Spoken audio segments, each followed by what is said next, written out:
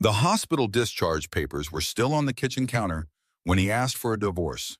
3 days. Just 3 days after I lost our daughter at 15 weeks pregnant. 3 days after lying alone in that emergency room. Bleeding, broken, wondering where my husband was. He said traffic was bad. That was a lie. Hotel records proved it. He was with her, his assistant, the woman he had been seeing for 9 months. 9 months, which meant he was already cheating when we finally got pregnant after 2 years of failed IVF cycles. But that was not even the worst part. The worst part was the email I found on his laptop, the one where he told her he hoped I would lose the baby, hoped our daughter would die, so things could be cleaner, easier, so he could move on without complications. I am Rebecca Morrison. My husband is Grant Morrison, CEO, millionaire, respected businessman, and the man who wanted his own child dead. He thought I would take his settlement offer and disappear quietly. $2 million, a non-disclosure agreement, a clean break. He was wrong.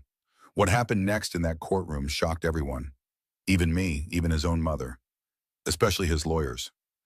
This is the story of how I fought back, how I won, and how I made sure my daughter's death meant something.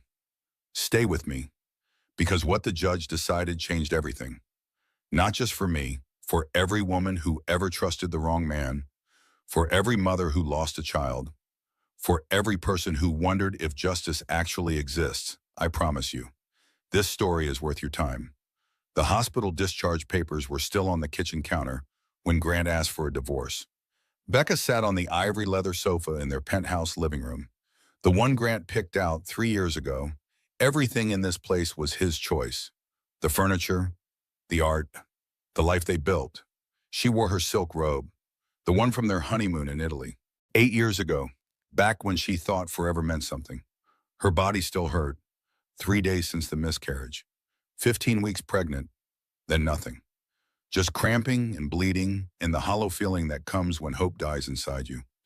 She expected sympathy when Grant walked through the door, maybe flowers. Definitely an apology for missing the emergency room. His assistant said he was in an important meeting, too important to answer his phone while his wife lost their daughter. Instead, Grant set his briefcase on the marble coffee table, the expensive Italian marble he insisted on. He opened the case with practiced efficiency, like he was preparing for a presentation. His movements were precise, calculated, very CEO. He slid a folder across the table toward her. Divorce papers. Becca stared at the folder. Her coffee sat in her hands, the expensive decaf she switched to when she got pregnant. It had gone cold, bitter, like everything else that morning. I have consulted with attorneys, Grant said. His voice was crisp, professional, the same tone he used in board meetings. You will be well taken care of. The prenuptial agreement is clear, but I am willing to be generous. Generous. The word hung in the air like a slap. Becca looked up at him, really looked at him. His suit was fresh, pressed, not a wrinkle. His hair was perfect, every strand in place. He looked like a man who slept well, like a man without a care in the world. She tried to speak. Her voice came out strange, distant, like it belonged to someone else. You are divorcing me because I lost the baby. Do not be dramatic, Becca. Grant adjusted his cufflinks. Gold. Expensive. A gift from his mother. This has been coming for a while. The pregnancy just complicated things. Now we can move forward cleanly. Cleanly. As if their daughter was a complication to be tidied away. As if the baby she carried for 15 weeks was just paperwork to file. A problem to solve. A mess to clean up. Becca had known it was a girl. She felt it, deep in her bones. She started calling her Emma, never told Grant. Now she was glad she kept that secret. Emma was hers, only hers. The penthouse air conditioning hummed too loud. It always did. Grant liked it cold, said it helped him think. Becca pulled her robe tighter. The silk felt obscene against her skin. Too smooth, too expensive. Too much like a costume for a life she no longer recognized. From down the hall came the scent of lavender. The room sprays she bought for the nursery. Buttercup yellow walls, white crib still in the box, a rocking chair by the window. All of it waiting for a baby who would never come home. Grant's phone buzzed on the table. He glanced at the screen. His expression shifted. Just for a second, almost a smile. He caught himself, schooled his features back to neutral. But Becca saw it, that tiny flicker of something. Anticipation, excitement. Whatever it was not for her.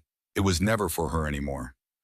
She checked her own phone, a habit she developed over the past few months. Lock, unlock, lock, unlock, lock. Looking for something. Evidence. Proof she was not crazy. That the distance she felt was real. Her wallpaper was still the ultrasound photo.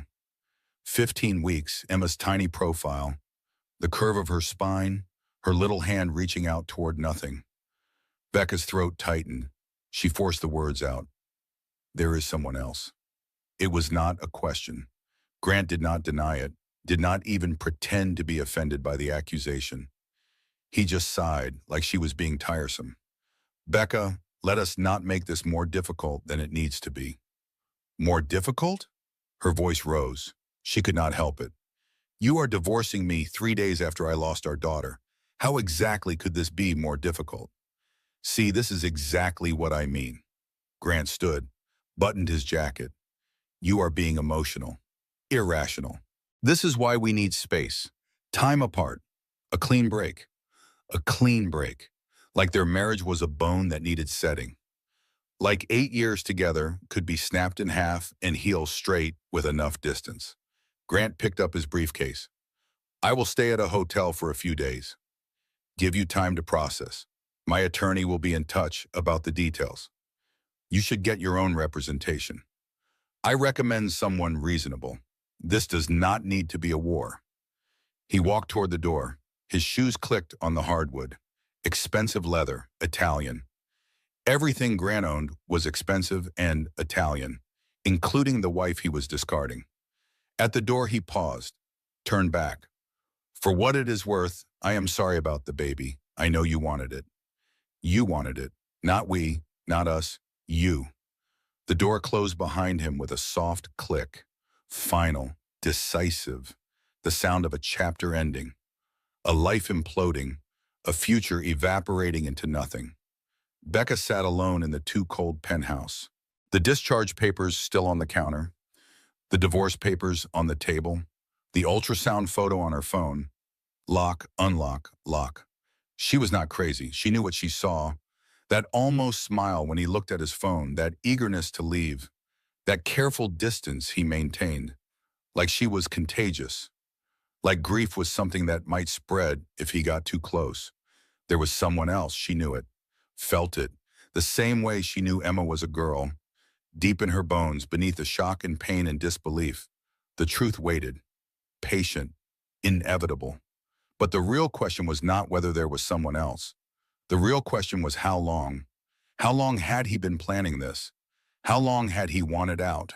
How long had she been living in a marriage that only existed in her imagination? The coffee was ice cold now. She set it down. Her hands shook. She pressed them against her thighs, trying to stop the trembling, trying to hold herself together. But holding herself together was what got her here. Years of making excuses, years of understanding when he missed appointments, years of apologizing for needing attention, for being tired, for being pregnant. She was pregnant with his child, and she apologized for it. The thought hit her like a punch to the chest. She doubled over, gasping, not crying, not yet, just trying to breathe through the pain. Her phone rang. She almost did not answer. Almost, but it was Claire. Best friends have a sixth sense for catastrophe.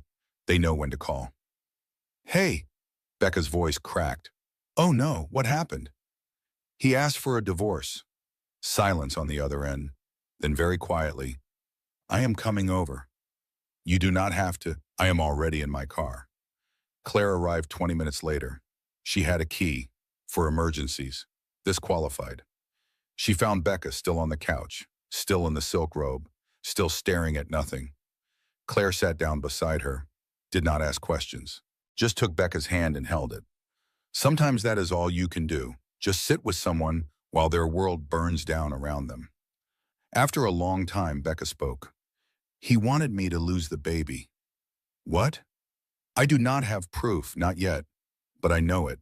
The way he has been acting, the distance, the relief in his eyes just now. He wanted this to happen, so he could leave without looking like the bad guy. Claire's jaw tightened. Becca, listen to me. Whatever you need, whatever you want to do, I am here. But right now, tonight, you need to rest. You need to heal. And tomorrow we figure out what comes next. What comes next? Becca laughed. It sounded unhinged even to her own ears. I am 34 years old. I have no job, no home, no baby, no husband. What exactly comes next? Tomorrow, Claire repeated firmly. We deal with tomorrow, but tonight you are coming home with me. You are not staying in this mausoleum another minute. Becca wanted to argue. Wanted to say she was fine here, but she was not fine. And this was not her home. It never was. It was Grant's showcase, his display of success. She was just another piece of expensive furniture, beautiful, functional, easily replaced. She went to the bedroom to pack a bag. The room smelled like him, his cologne, his detergent, his life without her already starting. She grabbed clothes without looking, toiletries, her phone charger, the ultrasound photo from her nightstand drawer. On her way out, she passed the nursery. The door was open, yellow walls glowing in the evening light, the crib box still unopened. Grant said he would put it together. He never did. Too busy, always too busy, always working late, always in meetings, always somewhere else, always with her, whoever she was. Becca closed the nursery door, locked it. She did not want to see it again, could not bear to see it again. All that hope, all that love, all that future packed into one bright yellow room that would stay empty forever. She left the penthouse with one small bag. Claire took her arm, guided her to the elevator, down 42 floors, each floor another second of free fall, another moment of life as she knew it disappearing. In the parking garage, Becca paused. His laptop. I need to go back. Why? Because if there is someone else, there will be evidence, emails, messages, something. I need to know. I need proof I am not crazy. Claire studied her face, then nodded.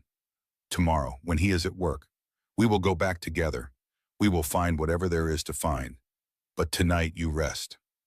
Rest, as if rest were possible, as if she could close her eyes and not see Emma's ultrasound, as if she could sleep and not dream of what might have been, as if 3 days of bleeding and grief could be erased by one night in a guest room. But she was so tired, bone tired, soul tired. The kind of tired that comes from carrying hope for too long, from performing happiness, from pretending everything was fine when nothing was fine. She let Claire drive her home, let herself be taken care of, let someone else make decisions for a while, because making decisions was what got her here. Deciding to trust Grant, deciding to believe him, deciding to give up her career to focus on starting a family, deciding over and over that his distance was just stress, his coldness was just exhaustion, his absence was just ambition. She decided wrong. Tomorrow she would start deciding differently.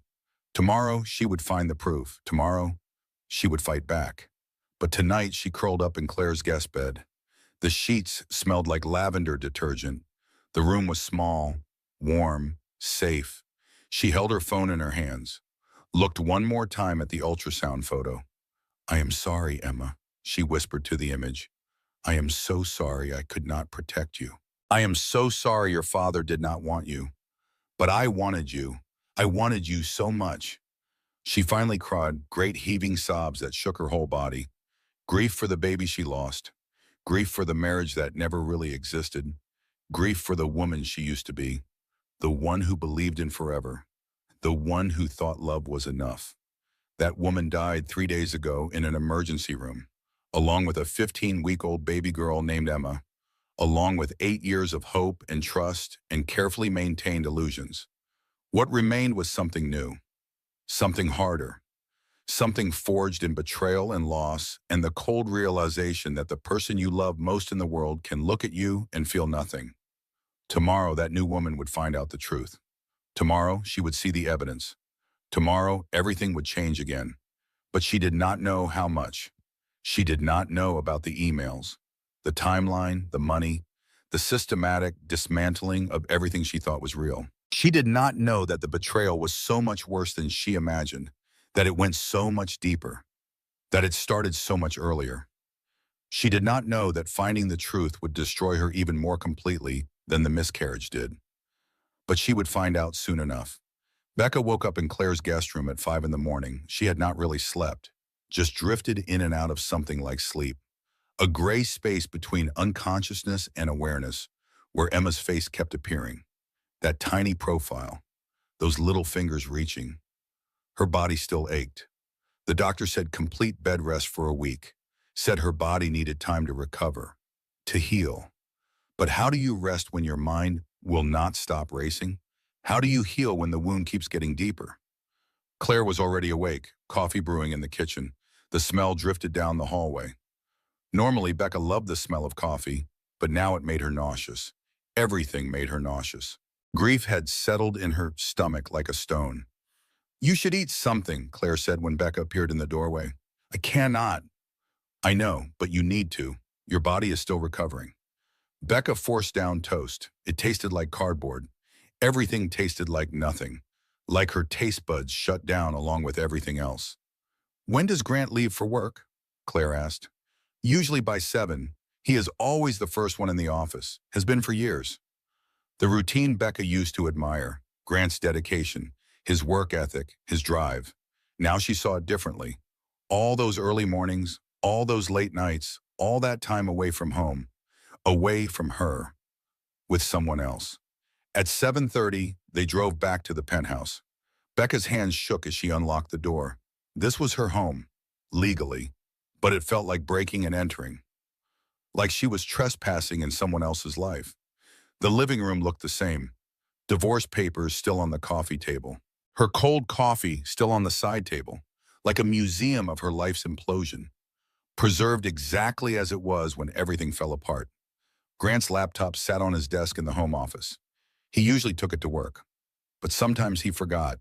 Sometimes he was too busy or too distracted. Today, apparently, was one of those days. Becca sat down at the desk. Her heart pounded. This was it, the moment of truth. She could still walk away, could choose ignorance, could take the divorce settlement and disappear, start over without knowing the details. But she had to know, had to understand, had to make sense of the senseless. She opened the laptop. No password. Grant never bothered with passwords at home. Said it was unnecessary. Said he had nothing to hide. Lie. The first lie of many.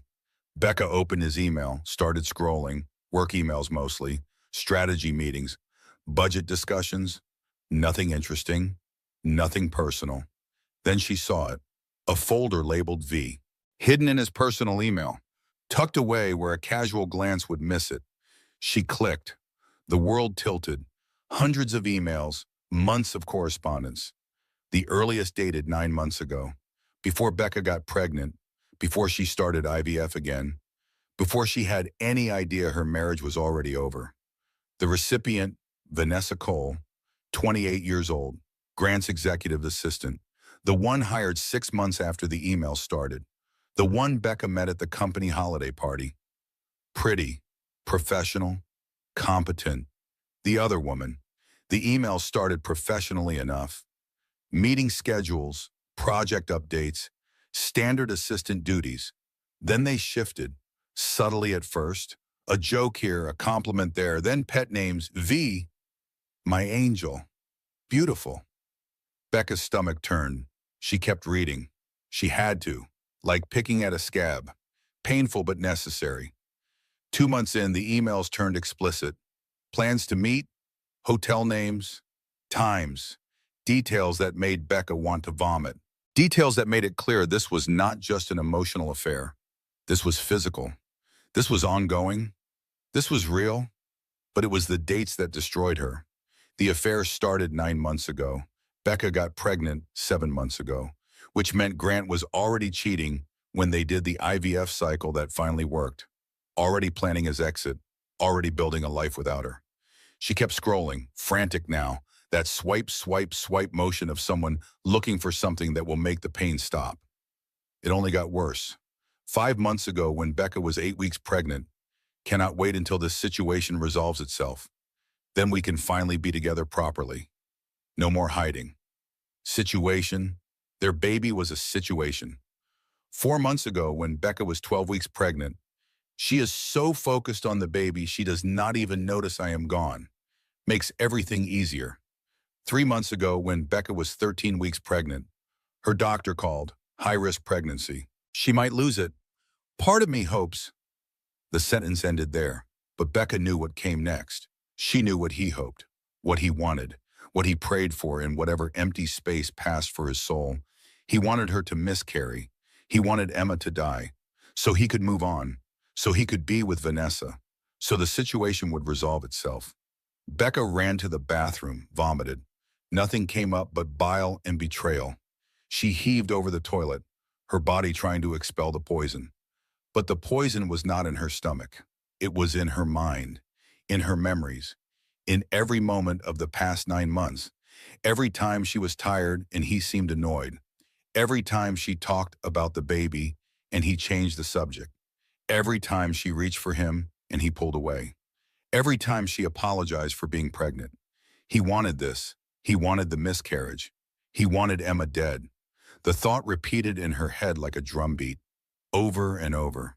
He wanted Emma dead. He wanted Emma dead. He wanted Emma dead. She sat on the bathroom floor. The tiles were cold, unforgiving. The marble smelled like bleach and luxury. Expensive everything. Beautiful nothing. A showcase marriage in a showcase home with a showcase life that was all just performance. Claire found her there, sitting in the dark. The lights had clicked off automatically. Motion sensors, very modern, very efficient, very grand. Claire did not ask questions, just sat down beside her on the cold floor, held her while she cried, real crying this time. Not the quiet tears from last night. This was primal, guttural, the sound of something breaking that cannot be fixed. After a long time, Becca spoke. Her voice was hoarse, raw. He wanted me to lose the baby. I have proof now. He actually hoped our daughter would die. Claire's arms tightened around her. Show me. They went back to the office. Becca pulled up the emails, let Claire read them. Watched her best friend's face go from shock to rage to something colder. Something calculating. You need a lawyer, Claire said finally. Not just any lawyer. You need Walter Freeman. Walter Freeman, the shark, the lawyer who destroyed husbands for sport. The one with a 98% success rate in high net worth divorces. The one Grant's colleagues joked about at dinner parties. Hope you never end up across from Walter Freeman, they would say. Then laugh, like it was funny, like it was impossible. I cannot afford Walter Freeman. Most of his clients cannot, not at first. He works on contingency for the right cases. And Becca, this is the right case. This is exactly the kind of case he lives for. It is 7 in the morning. He gets to his office by 6. I am calling him now. Claire made the call. Becca listened to her side of the conversation. Professional, efficient, laying out the basics. CEO husband, pregnancy loss, divorce papers 3 days later. Emails showing he hoped for the miscarriage. Claire hung up. He will see you at 9. That is in 2 hours. So we have time to print out every email in that folder. We have time to document everything. We have time to build a case. They printed, page after page, the affair timeline, the explicit messages, the financial discussions that showed Grant planning his exit strategy, the casual cruelty of a man discussing his wife's pregnancy like a business problem to solve. At 8:45, they left for Walter Freeman's office. Becca carried a folder with 3 inches of printed emails, 3 inches of betrayal, 3 inches of proof that she was not crazy, that her instincts were right, that the distance she felt was real. Walter Freeman's office was downtown, 32nd floor, floor-to-ceiling windows, expensive furniture, power tie and silver hair. He looked like what he was, a weapon, a carefully crafted instrument designed for maximum damage. He shook Becca's hand. His grip was firm, professional. Mrs. Morrison, thank you for coming. Please sit. Becca sat. The chair was leather, comfortable, the kind of chair that cost more than most people's monthly rent. The kind of chair you sink into and never want to leave. I understand you have documents for me to review. Becca handed over the folder. Walter opened it, started reading. His expression did not change. He read the way surgeons cut, precise, methodical, revealing what lay beneath the surface. 20 minutes later, he closed the folder, looked up at Becca. His eyes were sharp, missing nothing. Mrs. Morrison, when is the last time you looked at your joint bank accounts? The question caught her off guard. I have not. Grant handles all the finances. We agreed I would focus on... She stopped. Could not finish. Could not say, starting a family without breaking. May I have your permission to access your financial records? Yes, of course. Walter's fingers flew across his keyboard. He had resources, connections, ways of finding information that normal people did not. That was why you paid him obscene amounts of money. That was why he was the best. 5 minutes later, he turned his laptop toward her. Mrs. Morrison, your joint savings account had $2.3 million in it 6 months ago. It now has $63,000. Becca stared at the screen. The numbers did not make sense.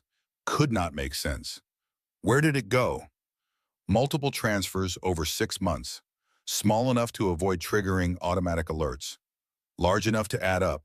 All moved to accounts with only your husband's name. But that is our money. From before we married. My inheritance from my grandmother. My savings from my career. Yes, which is why this is not just divorce. This is theft and potentially fraud. Walter pulled up more screens. Investment accounts liquidated, stocks sold, real estate remortgaged. A systematic dismantling of their joint financial life. All while Becca was pregnant. All while she was focused on growing a baby and preparing for motherhood. All while she trusted her husband to handle the boring details of their life together. He took everything, Becca whispered. Not everything. He left enough to avoid immediate suspicion. But he moved the bulk of your assets into accounts you cannot access. How is this legal? It is not, but he has expensive attorneys who bet you would take the prenuptial settlement and disappear quietly. $2 million sounds generous when you do not know he stole $2.3 million first. Becca's head spun. The betrayal kept getting deeper. Worse, more calculated. This was not a man who fell out of love. This was not a man who made a mistake. This was a man who planned, who strategized, who executed a careful campaign to extract himself from his marriage with maximum benefit and minimum cost. And she was the cost. Mrs. Morrison, I need to ask you a direct question. Are you interested in disappearing quietly? Becca looked at the lawyer, really looked at him, saw what he was offering. Not just legal representation, not just a divorce settlement, vengeance, justice, the chance to fight back against a man who used her hope as a weapon. No, she said, her voice was steady, clear. I am not interested in disappearing quietly. Walter Freeman smiled. It was not a kind smile. It was a predator's smile. The kind of smile that meant someone was about to be destroyed. Good. Then let us begin. Becca moved into Claire's guest room permanently, packed up her clothes, her books, her small, personal items from the penthouse, left behind everything Grant bought, the expensive furniture, the designer clothes, the jewelry. All of it felt contaminated now, tainted by the knowledge of where his money went, who he was thinking about when he bought her things. The guest room was small, 12 by 10 feet, barely big enough for a double bed and a dresser. But it was hers, safe, real. No marble countertops or floor-to-ceiling windows, just cream-colored walls and soft carpet, and the knowledge that the person who owned this space actually cared if she lived or died. Claire's teenage daughter, Megan, was surprisingly kind. 16 years old, the age where everything is dramatic and nothing matters, and yet somehow she understood that Becca's pain was different, real. The kind that does not fade with time, or distance, or new crushes. My dad cheated on my mom, Megan said one evening. They were washing dishes, a mundane activity, grounding. When I was 12, Mom found out, divorced him. It was awful, but she survived. You will too. Did it get better, Becca asked. Eventually, but it took time, and therapy, and learning to trust again. Megan handed Becca a plate to dry. The hardest part was not hating him, not letting his betrayal make me bitter. Did you succeed? Mostly. Some days are harder than others. Becca appreciated the honesty. Everyone else kept saying it would be fine, that she would be okay, that time heals all wounds. But Megan told the truth. Some wounds scar, some pain changes you, some betrayals are too deep to fully recover from. You just learn to live with them. The first court appearance was 2 weeks after Grant served papers, temporary arrangements, financial support, division of assets pending final settlement, standard divorce procedure. But nothing about this felt standard. Walter warned her Grant would bring heavy artillery. He did. 3 attorneys in tailored suits. Grant sat between them like a CEO chairing a board meeting. Calm, controlled, completely unbothered by the fact that his wife sat 20 feet away. The wife who lost his child. The wife he abandoned. The wife whose money he stole. He looked bored, actually bored, like this was an inconvenience, a minor interruption to his day, something to endure and then move past. Becca wanted to scream, wanted to throw something, wanted to make him feel even a fraction of what she felt. But she sat still, hands folded, professional, composed, because losing control was what he expected, what he wanted, proof she was unstable, emotional, irrational. She would not give him the satisfaction. Judge Nina Castellano entered the courtroom. Late 40s, dark hair pulled back severely, sharp eyes that looked like they missed nothing, saw through everything. She took her seat, reviewed the preliminary filings in silence. 5 minutes stretched to 10. Grant's lead attorney shifted uncomfortably, clearly not used to judges who actually read documents instead of just rubber stamping recommendations. Finally, Judge Castellano spoke. Her voice was level, professional, but there was steel underneath. Mr. Morrison, I am denying your motion to expedite these proceedings. Mrs. Morrison is still recovering from a significant medical event. We will reconvene in 60 days. Whoa, Grant's attorney stood, tall, silver-haired, expensive. Your Honor, my client has business obligations that require... Your client's business obligations are not my concern. Mrs. Morrison's medical recovery is... The judge's tone allowed no argument. 60 days. We will revisit all temporary arrangements at that time. The gavel cracked. Final, decisive. The sound of someone who would not be pushed around by expensive lawyers and powerful men. Becca exhaled. She had not realized she was holding her breath. Outside the courtroom, Walter pulled her aside. That went well. Judge Castellano has a reputation. She does not tolerate games. She does not care how rich you are or how many lawyers you hire. She cares about facts and fairness. So we have 60 days. We have 60 days to build an airtight case, to gather every piece of evidence, to show Judge Castellano exactly who Grant Morrison really is. Becca sat in her car in the courthouse parking garage after everyone left. Just sat there, could not bring herself to turn the key, to drive away, to move forward into whatever came next. Her phone rang. Grant. She stared at the screen, almost did not answer, but curiosity won. Or maybe masochism. Sometimes those were the same thing. Hello. That was unnecessary, Becca. His voice was clipped, irritated. Dragging this out helps no one. You moved $2 million out of our accounts while I was pregnant with our daughter. Silence, long enough to confirm what she already knew. He did not expect her to find out, did not think she would look, assumed she would take the settlement and disappear like a good little wife. That is business restructuring, he said finally. Perfectly legal. Your emails say otherwise. Another silence, longer this time. She could practically hear his mind racing, calculating, trying to figure out how much she knew, how much evidence she had, how much damage she could do. What do you want? His voice lost its polish, became something uglier, more desperate. What do I want? Becca laughed. It sounded unhinged even to her. I want our daughter back. I want the last 8 years back. I want to not know what I know about you, but since I cannot have any of that, I want justice. She hung up. Her hands had stopped shaking. That was new. For the first time since the miscarriage, she felt something other than grief. Something harder, sharper. something that tasted like rage and felt like power. That night, she could not sleep. Again. Sleep was a distant memory, a luxury for people whose worlds were not imploding. She got up at 2 in the morning, went to Claire's kitchen, started cleaning. When she was overwhelmed, she cleaned. Always had. Her therapist said it was about control. When everything feels chaotic, you clean, you organize. You impose order on the small things because the big things are unmanageable. By 3 in the morning, she had reorganized the entire pantry, alphabetized the spices, arranged cans by size, color-coded the pasta boxes. At 4, she moved to the bathroom, lined up products by height, folded towels into perfect squares, scrubbed grout until her fingers hurt. Claire found her at Betrayal on her hands and knees, organizing the cabinet under the bathroom sink, cleaning supplies sorted by type, backup toiletries arranged in rows. "Sweetie, you need to sleep." "I cannot. If I sleep, I dream about the ultrasound.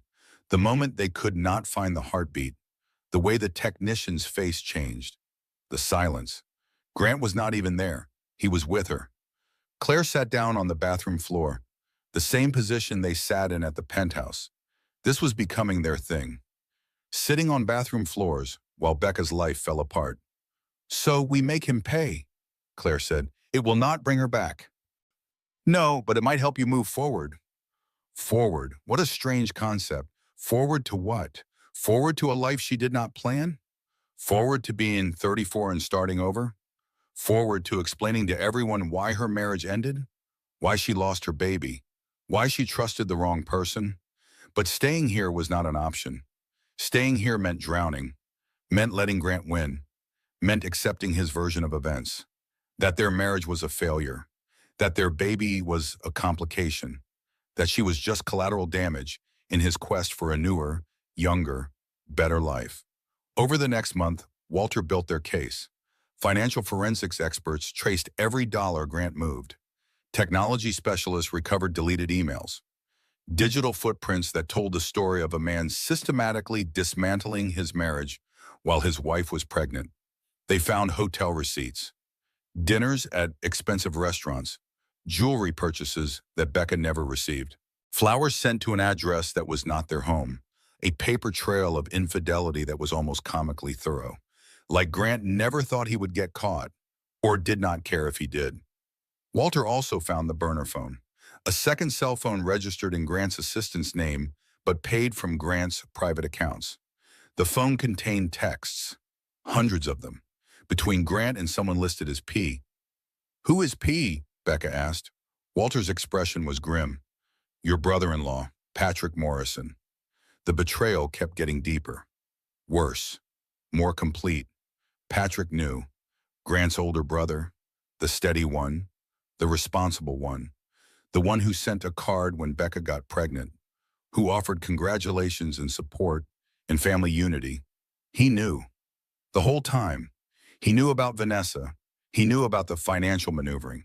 He helped Grant plan the divorce, advised him on timing and strategy and how to maximize his settlement while minimizing hers. Becca read the texts. Each one felt like a punch to the chest. Patrick, wait until after the first trimester. Miscarriage rates drop significantly. If she loses it, perfect timing for divorce. If not, you have options. Grant, and if she carries to term? Patrick, custody battles are expensive but manageable. You have resources. She does not. She will settle. They discussed her like a problem, a variable in an equation, a complication to manage. Not a person, not family, just an obstacle between Grant and his preferred future. The worst text came from 2 weeks before the miscarriage. Grant, doctor says high risk, possible placental issues. She might lose it anyway. Patrick, that would solve everything. Grant, I know. Wrong to hope for that? Patrick, practical, not wrong, just practical. Becca threw the phone. It hit the wall, did not break. She almost wished it had, wished she could destroy something the way these men destroyed her. Walter picked up the phone, checked the screen. We will need this as evidence. They wanted my baby dead, Grant's own brother. They discussed my daughter dying like they were discussing quarterly earnings. Like it was a strategy, a solution, a practical outcome. Yes. How do people become like that? How do you look at another human being and feel nothing?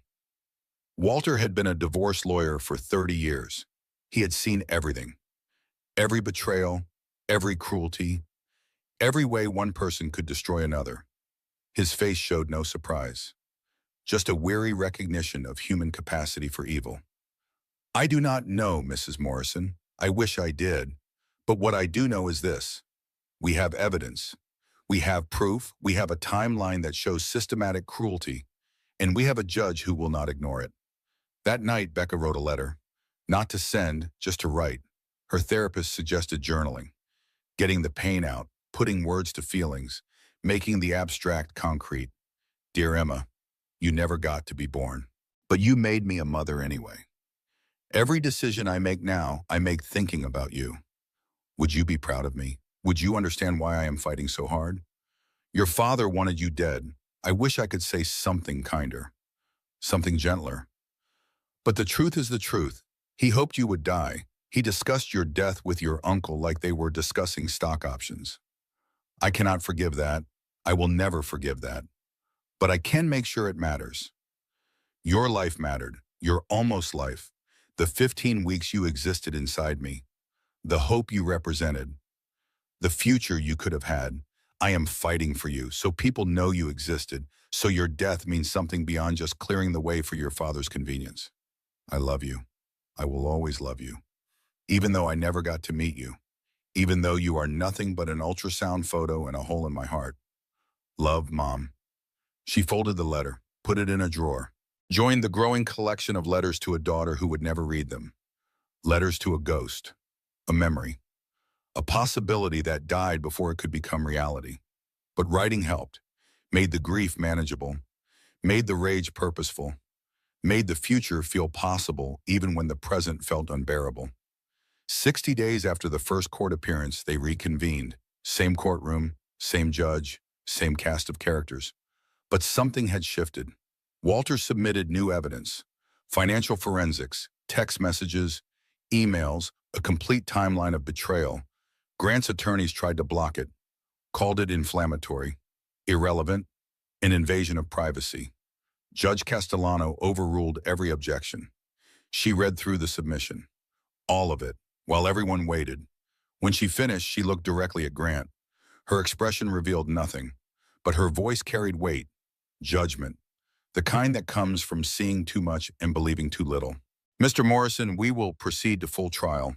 Discovery is granted for all electronic communications, financial transactions, and personal correspondence for the duration of the marriage.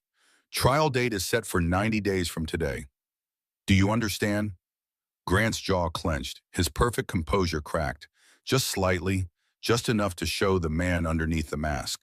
The one who thought he could control everything, plan everything, win everything. He was learning otherwise. The coffee shop was in a neighborhood Becca never visited. Industrial, gentrifying, hipster cafes next to abandoned warehouses. Neutral territory. Somewhere neither she nor Vanessa would normally go. Somewhere they could meet without witnesses. Vanessa Cole arrived first. Becca watched her through the window. She looked smaller than Becca remembered. Not the home-wrecking seductress of her imagination. Just a woman in her late 20s. Pretty, but not stunning. Professional, but not polished. Normal, ordinary, human. That somehow made it worse. If Vanessa had been a supermodel or a genius or something exceptional, Becca could understand, could categorize the betrayal as men being men. Trading up, chasing youth and beauty and novelty. But Vanessa was just normal, which meant Grant left not because Becca was not enough. He left because he was bored, because he wanted something different, because he could. Becca walked into the coffee shop. The place smelled like burned espresso and regret. Indie music played too loud. Something with acoustic guitar and sad lyrics. The universe had a terrible sense of timing. Vanessa looked up. Their eyes met. Becca saw fear there, and shame, and something else. Desperation, maybe. The look of someone drowning who knows they deserve it, but still wants to be saved. Thank you for coming, Vanessa said. Her voice shook. Why am I here? Because you deserve to know the truth. All of it. Becca sat down. Every instinct screamed at her to leave. To maintain her dignity. To not give this woman the satisfaction of seeing her pain. But she needed to know. Needed to understand. Needed to see if anything about the past 9 months was real. Vanessa's coffee sat untouched. Coral pink lipstick on the rim. The same shade Becca wore when she was 28. When she met Grant. When she thought her life was just beginning instead of entering its final act. You sent me a sympathy card, Becca said. After I lost my baby, after you had been sleeping with my husband for months, you sent me a sympathy card. I know. Vanessa's voice was barely a whisper. I am so, do not apologize. Just talk. Vanessa touched her face. That nervous gesture of someone checking if they are real, if this is really happening. Becca recognized it. She did the same thing constantly now, touching her own face, her own arms, making sure she still existed, that she was not disappearing. Grant pursued me, Vanessa began. I started working at the company 11 months ago. He was charming, attentive, said his marriage was already over, that you had grown apart, that you stayed together out of habit more than love. The classic narrative, the one every cheating man tells. My wife does not understand me. We are staying together for the children. The marriage is dead. I just have not filed papers yet. He said you were cold, distant, that you did not care about his work or his dreams or his ambitions. He made it sound like he was lonely, like he was drowning in a loveless marriage. Becca's laugh was sharp. When did you know about the pregnancy? He told me the same day you told him, said it was a last-ditch effort to save the marriage, that you got pregnant on purpose to trap him. Trap him, as if 2 years of IVF was a trap, as if 15 failed cycles was strategic planning, as if the hormones and injections and heartbreak was all just elaborate manipulation. We had been trying for 2 years, Becca said. Her voice was steady, cold, the voice of someone reciting facts.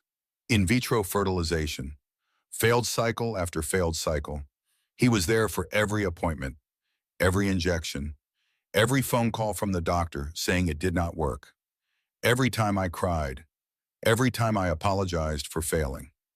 He lied, Vanessa whispered. Yes, about everything. To everyone.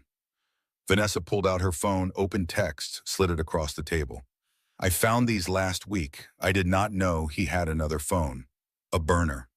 Becca looked at the screen. Messages between Grant and someone named R. She knew immediately.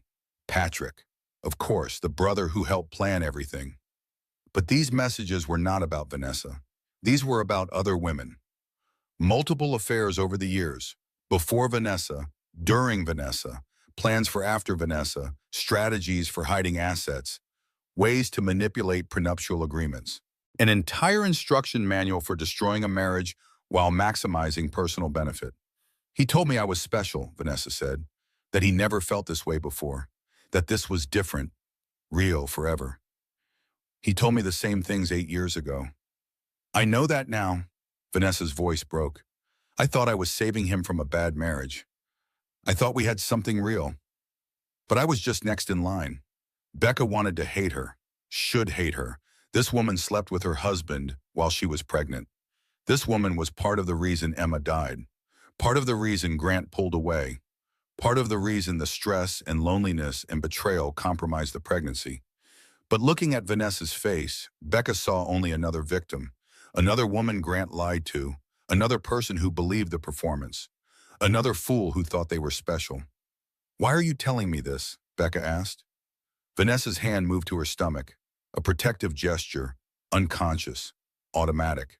The gesture every pregnant woman makes, cradling the future, protecting the vulnerable. No. You are pregnant, Becca said. Not a question, a statement. 8 weeks. I told Grant last week.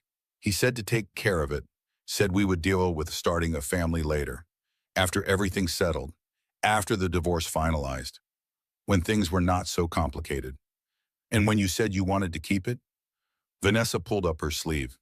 Bruises, finger-shaped marks on her upper arm, dark purple fading to green. recent, painful. He grabbed me, said I was trying to trap him, just like you did, said he would not let another woman ruin his life with an unwanted pregnancy. The world tilted. Becca felt dizzy, sick. Grant was violent, actually violent, not just emotionally cruel, physically dangerous. How long before he hit instead of grabbed? How long before bruises became something worse? We need to call my lawyer, Becca said, right now. I do not. Yes, you do. Because what he did to you is assault, and what he did to me is fraud, and what he did to both of us is systematic abuse. We are not just victims, we are witnesses, and together we can destroy him. Walter Freeman arrived 15 minutes later with a paralegal and recording equipment. He took Vanessa's statement, photographed the bruises, documented everything with the precision of someone building a legal weapon. Vanessa agreed to testify, agreed to provide the burner phone evidence, agreed to everything. Not for revenge, for survival. Because staying silent meant staying vulnerable, meant letting Grant continue hurting people, meant being complicit in his cruelty. After Vanessa left, Walter turned to Becca. With her testimony, we do not just have divorce anymore. We have assault, battery, financial fraud, and a pattern of behavior that shows systematic emotional cruelty. Can we win? Mrs. Morrison, we can do more than win. We can make sure Grant Morrison never hurts another woman again. That evening, Becca walked, just walked. No destination, no purpose, just moving, putting one foot in front of the other, trying to process everything. She ended up at a park, swings and slides and children playing, normal life continuing, oblivious to the fact that some people's worlds were ending while others were just beginning. A woman jogged past with a baby in one of those expensive running strollers, the kind Becca researched, the kind she planned to buy, the kind that now would never leave the shopping cart in her browser history. She watched the woman disappear around the curve, felt the ghost of Emma kick, that phantom pregnancy sensation that haunts women who lose babies. Your body remembers even when your mind tries to forget. Her phone buzzed. Unknown number. She almost did not answer. But it could be important. Could be Walter. Could be news. Hello? A woman's voice. Cold. Cultured. Upper crust accent that spoke of boarding schools and trust funds and generations of money. Mrs. Morrison, this is Judith Morrison. I believe it is time you and I had a conversation about my son. Judith Morrison's penthouse made Grant's look like student housing. This was old money, generational wealth, the kind that came with history and expectations and the burden of maintaining a legacy. Becca stood in the marble foyer feeling distinctly out of place. She wore her best dress, the navy one from her marketing days. Professional, appropriate. But next to Judith's Chanel suit and pearl earrings, Becca felt like a child playing dress-up. Tea? Judith asked, like they were here for a social call. Like the last month had not happened, like her son was not currently destroying Becca's life. No, thank you. Suit yourself. Judith poured herself a cup. Earl Grey. The scent made Becca nauseous. Everything made her nauseous these days. Grief had settled permanently in her stomach. They sat in the living room, floor-to-ceiling windows overlooking Central Park. Art on the walls that probably cost more than most houses, furniture that belonged in museums. This was not a home. This was a monument to wealth and power and the careful curation of image. I suppose you are wondering why I asked you here, Judith said. The thought crossed my mind. I want you to destroy my son. The words hung in the air, shocking in their directness, their cruelty, a mother saying she wanted her child destroyed. Becca stared at Judith, trying to understand, trying to reconcile this elegant woman with the words coming out of her mouth. I do not understand. Do you not? How could you? Judith set down her cup with precision, every movement calculated, controlled. Grant is my youngest, my baby. Patrick is steady, responsible, predictable, boring. Grant was supposed to be special, brilliant, the one who would take the Morrison name to new heights. And instead, he became his father. The way Judith said father, like a curse, like a wound that never healed, like decades of pain compressed into one word. Judith stood, walked to the windows, looked out at the park. Her reflection in the glass showed something Becca had not seen before. Age, weariness, the weight of maintaining perfection for too long. My husband cheated throughout our marriage, Judith said. Her voice was flat, emotionless, the tone of someone reciting facts about someone else's life. Flaunted it, made me the joke of every charity gala, every dinner party, every family gathering. Everyone knew, everyone talked, no one did anything. Becca said nothing. What could she say? What words existed for this? I stayed because that is what women of my generation did. We stayed, we smiled, we pretended, we maintained the image, the Morrison name, the family legacy. We sacrificed ourselves on the altar of respectability. Judith turned from the window. Her eyes met Becca's, behind the cultured exterior, behind the perfect makeup and expensive clothes, behind the careful control. Becca saw rage, the kind that burned for decades, the kind that never died, just waited. When I found out Grant was following in his father's footsteps, I warned him, told him I would not watch him destroy another woman the way I was destroyed. He promised me you were different, that his marriage would be different, that he learned from his father's mistakes. Judith's laugh was bitter, sharp. He lied. Of course he lied. Morrisons always lie. It is what they do best. Becca's hands were shaking. She pressed them against her thighs, a useless gesture. The tremor was internal. No amount of pressure could stop it. How did you find out? Becca asked. About the pregnancy, about his hopes that I would lose the baby. Patrick told me. My eldest son thought I should know what my youngest had become. He thought I would help cover it up, protect the family name, do what Morrison women always do. But you did not. No, I did not. Judith pulled a folder from her desk, thick, heavy, the weight of secrets and lies and carefully hidden truths. Instead, I'm going to help you dismantle everything my husband built, everything my son inherited, everything the Morrison name represents. She handed the folder to Becca. Inside, financial records spanning decades. Trust fund documents, shell companies, offshore accounts, real estate holdings hidden in corporate names. A complete map of Morrison family wealth and where it was really hidden. Grant's prenuptial agreement is valid, Judith explained, but it only covers assets he claimed to have. These accounts, trusts established before you married, European investments in my name that he controls, those are not covered.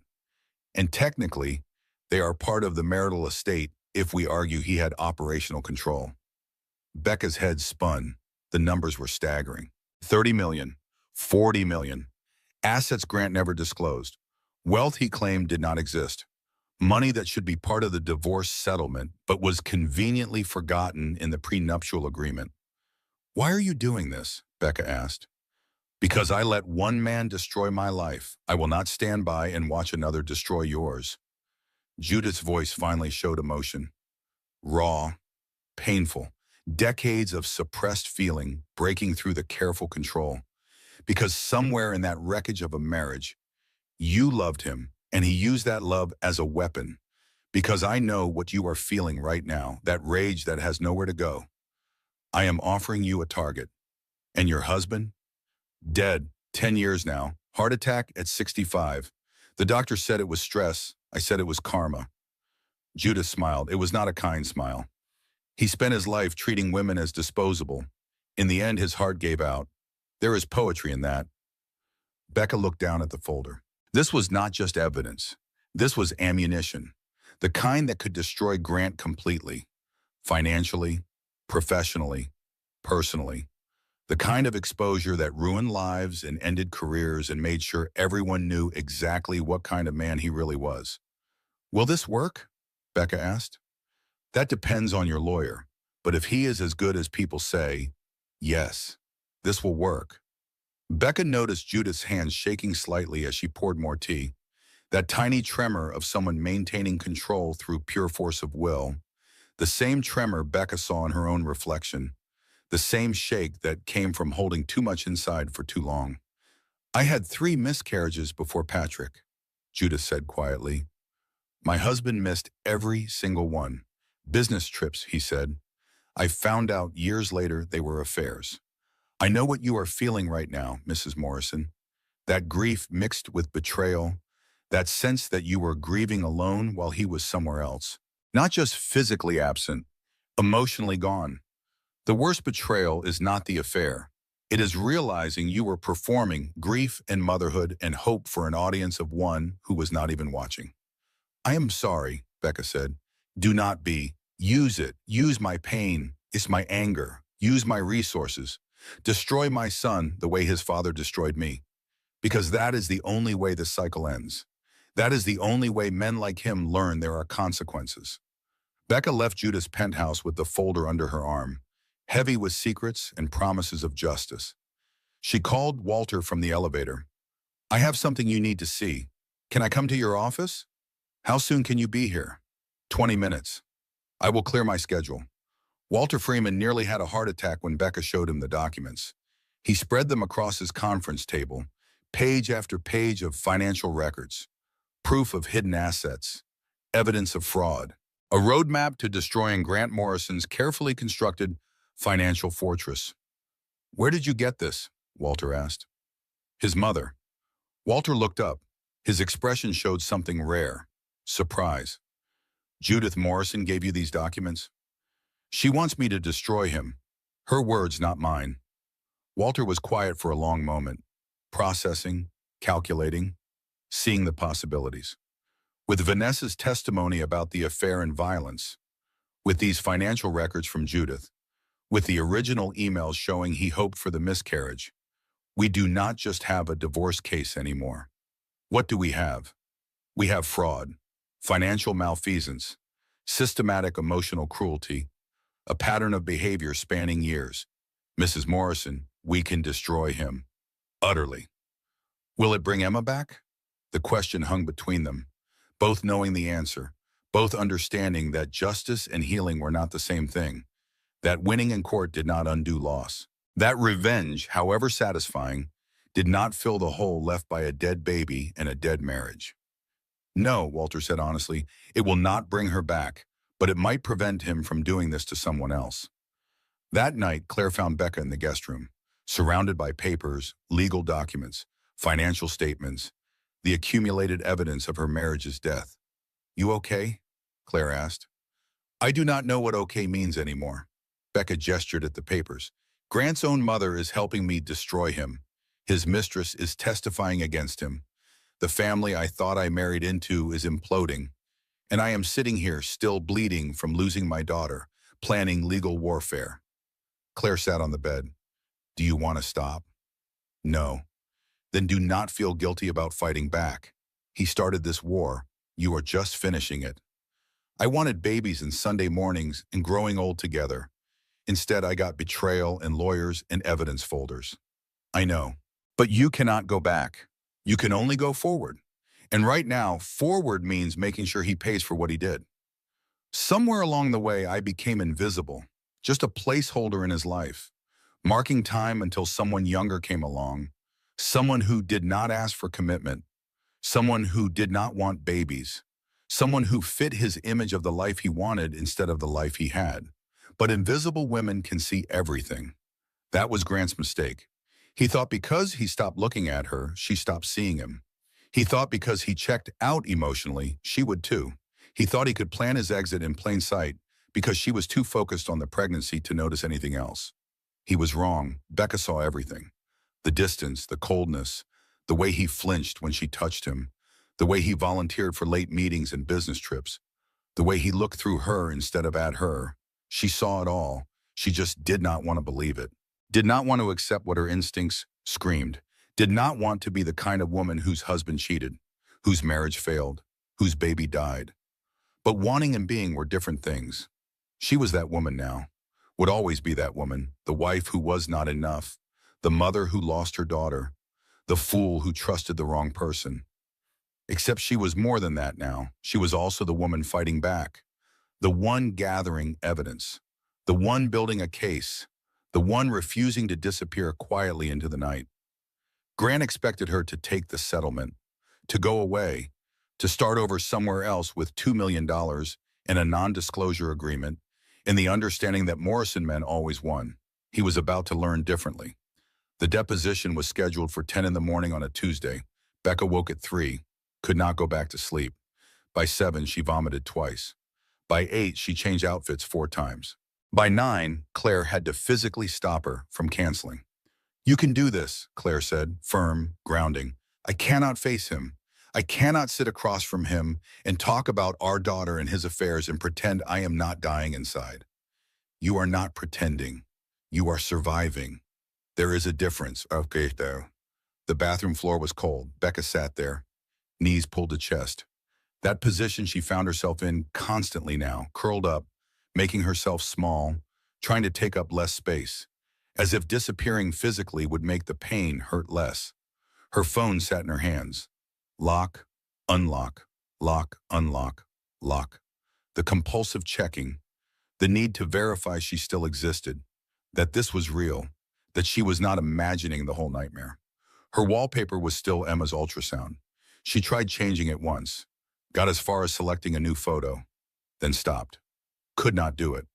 Changing it made Emma more gone, made the pregnancy more unreal, made the grief more permanent. "You need to change that photo," Claire said gently. "Carrying her image with you every day keeps reopening the wound." "The wound is always open. The photo just reminds me why." "Becca, I know, I will change it. Eventually, just not today. Not right before I have to sit across from the man who wanted her dead." The deposition room smelled like stale coffee and desperation. Fluorescent lights too bright, walls too white, everything sterile, clinical, like they were here to discuss quarterly earnings instead of the systematic destruction of a human being. Grant sat across the table with his 3 attorneys. Expensive suits, calm expressions, the look of men who believed they had already won, who thought this was just procedure, paperwork, a formality before the inevitable settlement. Grant would not meet her eyes, looked everywhere else, at his lawyers, at the court reporter, at the ceiling, anywhere but at Becca. Coward. The questions started simple. Marriage date, employment history, joint assets, standard deposition procedure. Then they got harder, more personal, more painful. "Mrs. Morrison, can you describe your emotional state following your miscarriage?" Devastated. Becca's voice was steady, practiced. She rehearsed this with Walter, knew what to say, how to say it. "Shattered, grieving, lost." "And your husband's response?" "He asked for a divorce 3 days later." Grant's attorney stood, Marcus Whitmore, silver-haired, expensive, smooth. "Objection. That is a characterization. It is what happened." Becca's voice did not rise, did not break, just stated fact. Cold, clear, undeniable. "I came home from the hospital on Thursday. Grant moved to a hotel on Friday. Divorce papers arrived on Sunday. 3 days." The court reporter's fingers flew across the keys. Tap, tap, tap. Recording the disintegration of her life in real time. Documenting betrayal with punctuation and grammar. "Mrs. Morrison, did you receive emotional support from anyone during this time?" "My best friend, my therapist." Becca paused. Let the next words land with weight. "Grant's mother." That got his attention. Grant looked up.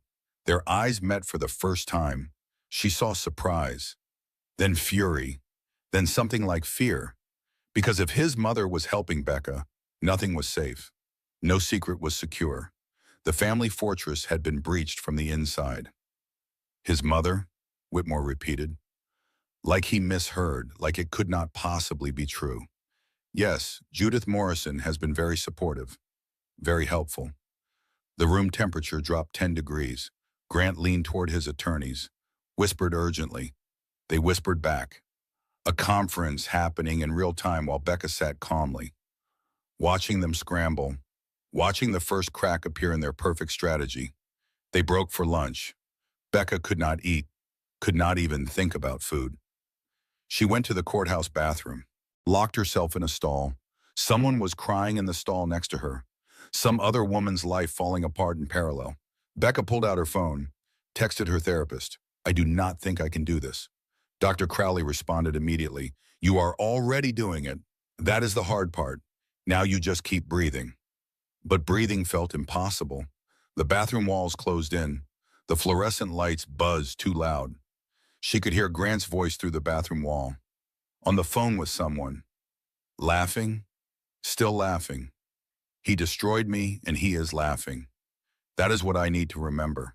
When I want to give up, when I want to take the settlement and disappear, when I start thinking maybe I am being vindictive, maybe I should just let it go. I need to remember that laugh, that casual cruelty, that complete absence of remorse. The afternoon session focused on finances. Walter guided her through the discovery of the missing money, date by date, transfer by transfer.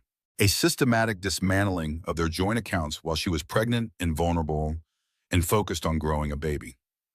Whitmore tried to paint Becca as financially naive, as a woman who should have paid more attention, who should have checked the accounts, who should have noticed $2 million disappearing.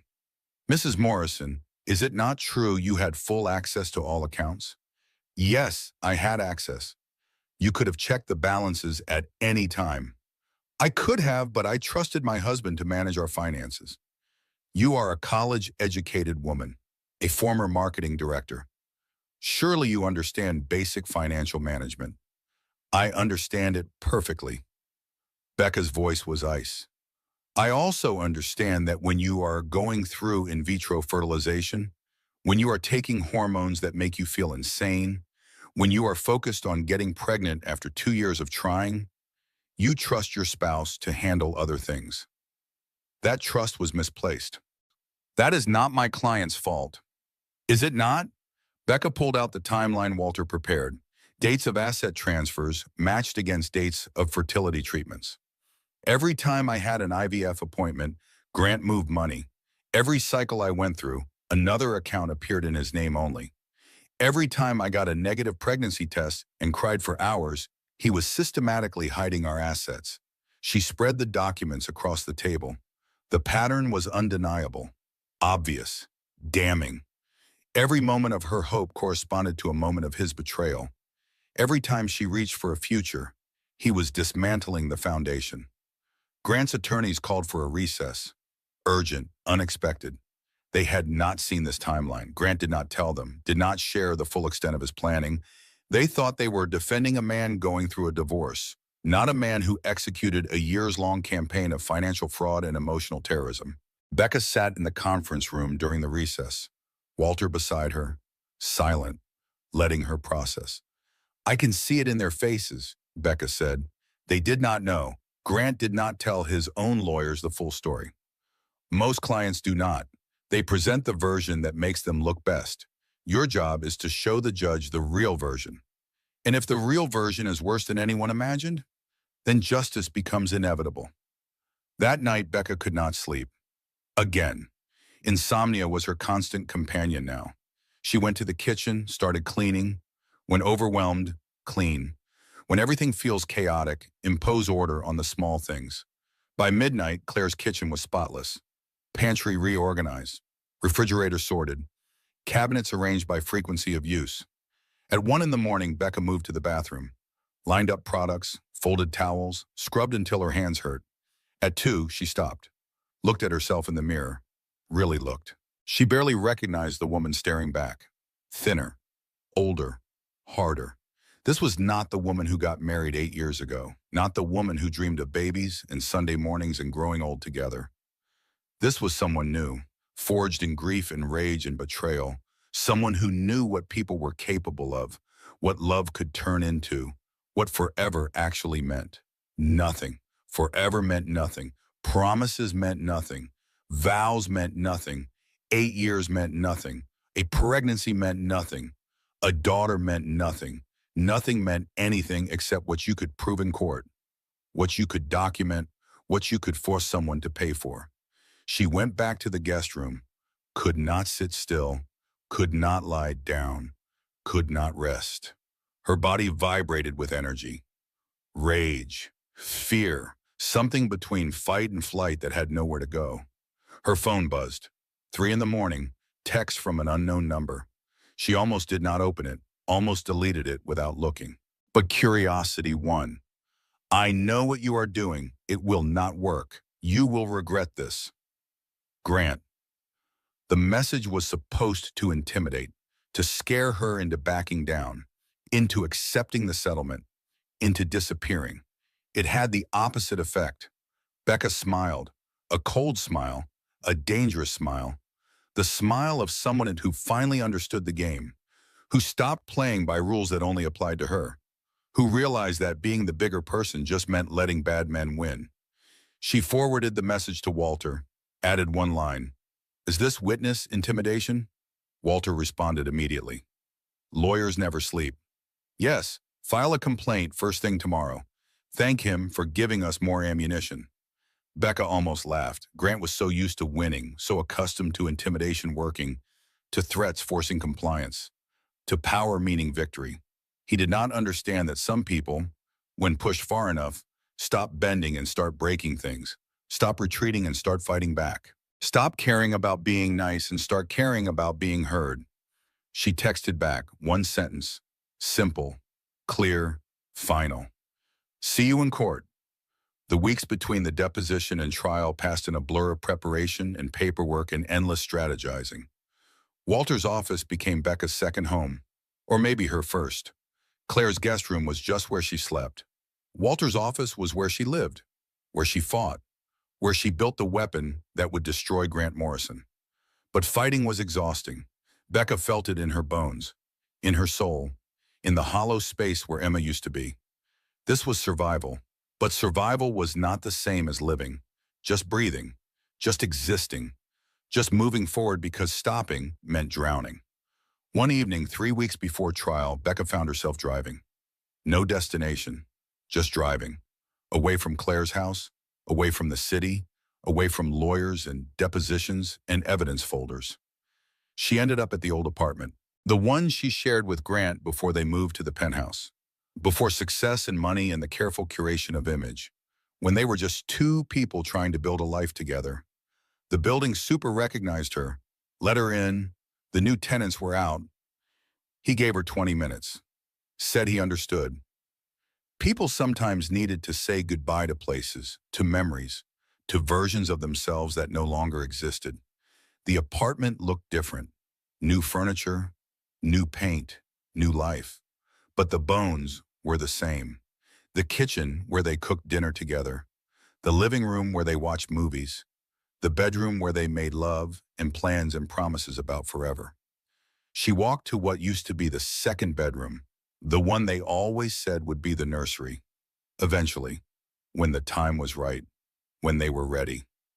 The room was an office now.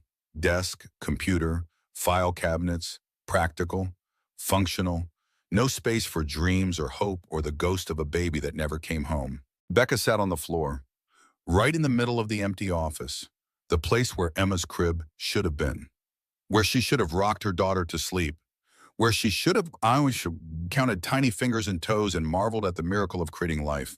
The breakdown came suddenly, completely. Not crying, worse. A complete shattering of whatever was holding her together. She curled into a ball on the floor, made herself as small as possible, tried to disappear into the carpet. This was the bottom, the place beneath grief and rage, the place where hope died and nothing grew in its place. Just emptiness. Just the recognition that some losses are too big to survive. You do not recover. You do not heal. You just learn to live with the hole where your life used to be. Her phone rang. She ignored it.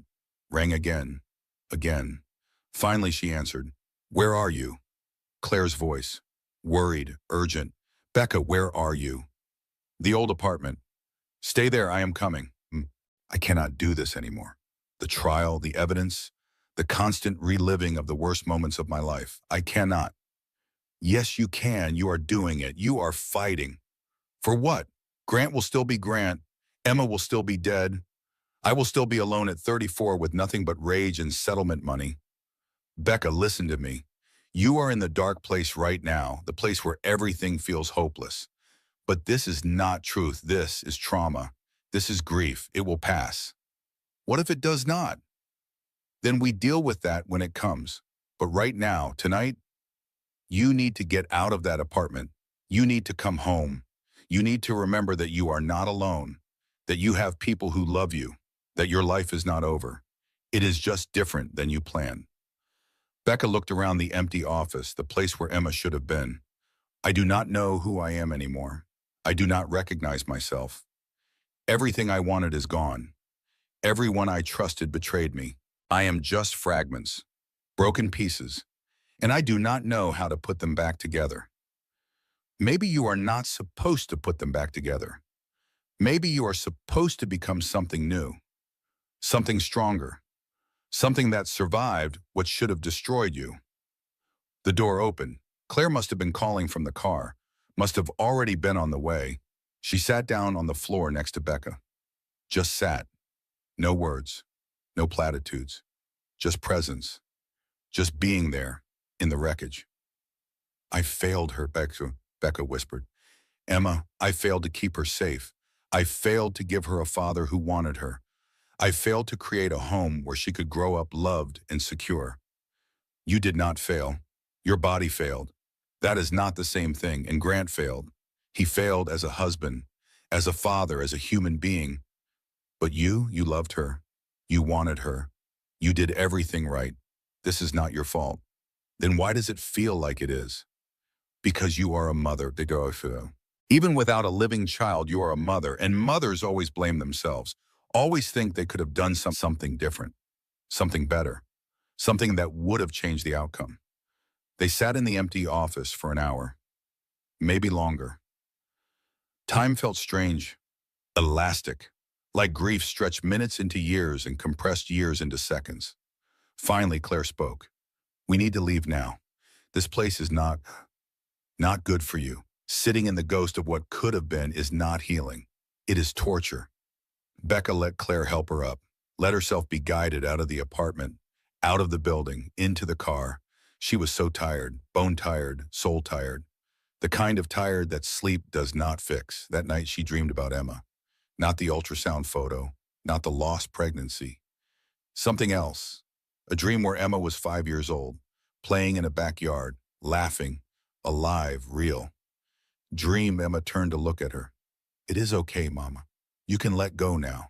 Becca woke up crying, but different crying, not the desperate sobs of grief, something softer, sadder, the crying that comes with acceptance, with recognition that some things cannot be fixed, cannot be changed, can only be carried. She picked up her phone, opened her photos, found the ultrasound picture, looked at it one last time, really looked, let herself memorize every detail, every curve, every shadow.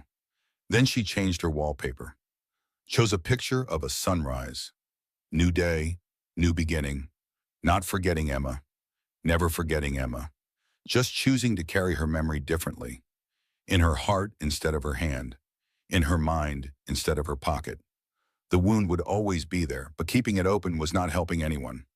Not Emma, not Becca, not anyone. She wrote one more letter. Dear Emma, I changed my wallpaper today. It felt like betraying you, like moving on, like saying you do not matter. But you do matter. You always will. You made me a mother. You taught me that love does not require a heartbeat, that loss does not diminish worth, that grief is just love with nowhere to go. I am going to trial soon. I am going to make sure your father pays for what he did. Not just to me, to you, to the idea of you, to the future we should have had. And then I am going to try to build something from the wreckage. I do not know what yet. Maybe a career, maybe a nonprofit, maybe just a life that honors your memory by refusing to let your death define me. I love you. I will always love you. But I am going to try to live anyway. I think you would want me to. Love, Mom. She folded the letter, put it with the others. Then she opened her laptop, started researching. What could she do with the settlement money? How could she turn pain into purpose, grief into action? She found organizations supporting women through pregnancy loss, through divorce, through the intersection of both. She read stories of women who survived what she was surviving, who built new lives from the ruins of old ones, who turned their worst moments into fuel for fighting back. An idea started forming, fragile, tentative, but real. What if she started an organization? What if Emma's voice became more than just letters to a dead baby? What if it became support for living women going through similar hell? She made notes, plans, a website, resources, counseling, legal support, a safe space to grieve without judgment, to be angry without apology, to rebuild without pressure, to move on before ready. By morning, she had the outline of a nonprofit, a mission statement, a purpose beyond just surviving, a way to make Emma's life, her almost life, matter. Claire found her at the kitchen table surrounded by papers and coffee cups and the energy of someone who found a reason to keep going. "You look different," Claire said. "I feel different. I am still broken, still grieving, still furious, but I have a purpose now. Something beyond just destroying Grant. Something that builds instead of just tearing down. Tell me." Becca showed her the plans, the nonprofit, the resources, the vision. Claire listened, nodded, asked questions, added suggestions, and slowly the shape of something real emerged. Not healing, not closure, not moving on, but moving forward. There was a difference. Moving on implied forgetting. Moving forward meant carrying the weight but choosing the direction. Trial was 2 weeks away. Becca spent those weeks preparing. Testimony, evidence, strategy, but also building Emma's voice, creating something that would outlast the settlement, that would matter more than revenge, because Grant was going to pay. The evidence was overwhelming. Vanessa's testimony, Judith's documents, the email trail, the timeline, the systematic cruelty. Walter was confident, not just of winning, of annihilation. But winning was not enough. Becca needed purpose, needed to believe that this nightmare had meaning, that Emma's death was not just a convenience for a man who wanted a different life, that the past year of suffering would result in something beyond just a bank transfer and a divorce decree. She needed to matter. Emma needed to matter. The grief needed to matter. And so Emma's voice was born, not from joy, from pain. But sometimes pain is the only honest foundation. Sometimes the best things grow from the worst soil. Sometimes broken people build beautiful things from the shattered pieces of their lives. Not because they want to, because they have to, because the alternative is drowning. And some people, when faced with drowning, choose to build a boat instead. Even if the boat is made of rage and grief and the stubborn refusal to let bad men win. The courthouse steps were crowded with reporters, news vans, cameras. This was not just a divorce anymore. This was a story. Tech CEO accused of emotional cruelty. Wife alleges systematic abuse. Mistress turned witness. Mother testifying against son. The Morrison family drama had everything: money, power, betrayal, dead baby, all the elements of the tragedy that people could not look away from. Becca wore a navy suit, simple, professional, hair pulled back, minimal makeup. She looked like what she was, a woman who survived something terrible and was here to make sure it mattered. Grant arrived separately, his 3 attorneys flanking him like bodyguards. He wore his most expensive suit, his most confident expression, playing the role of wronged husband, reasonable man facing vindictive ex-wife, victim of circumstances beyond his control. The performance was impressive.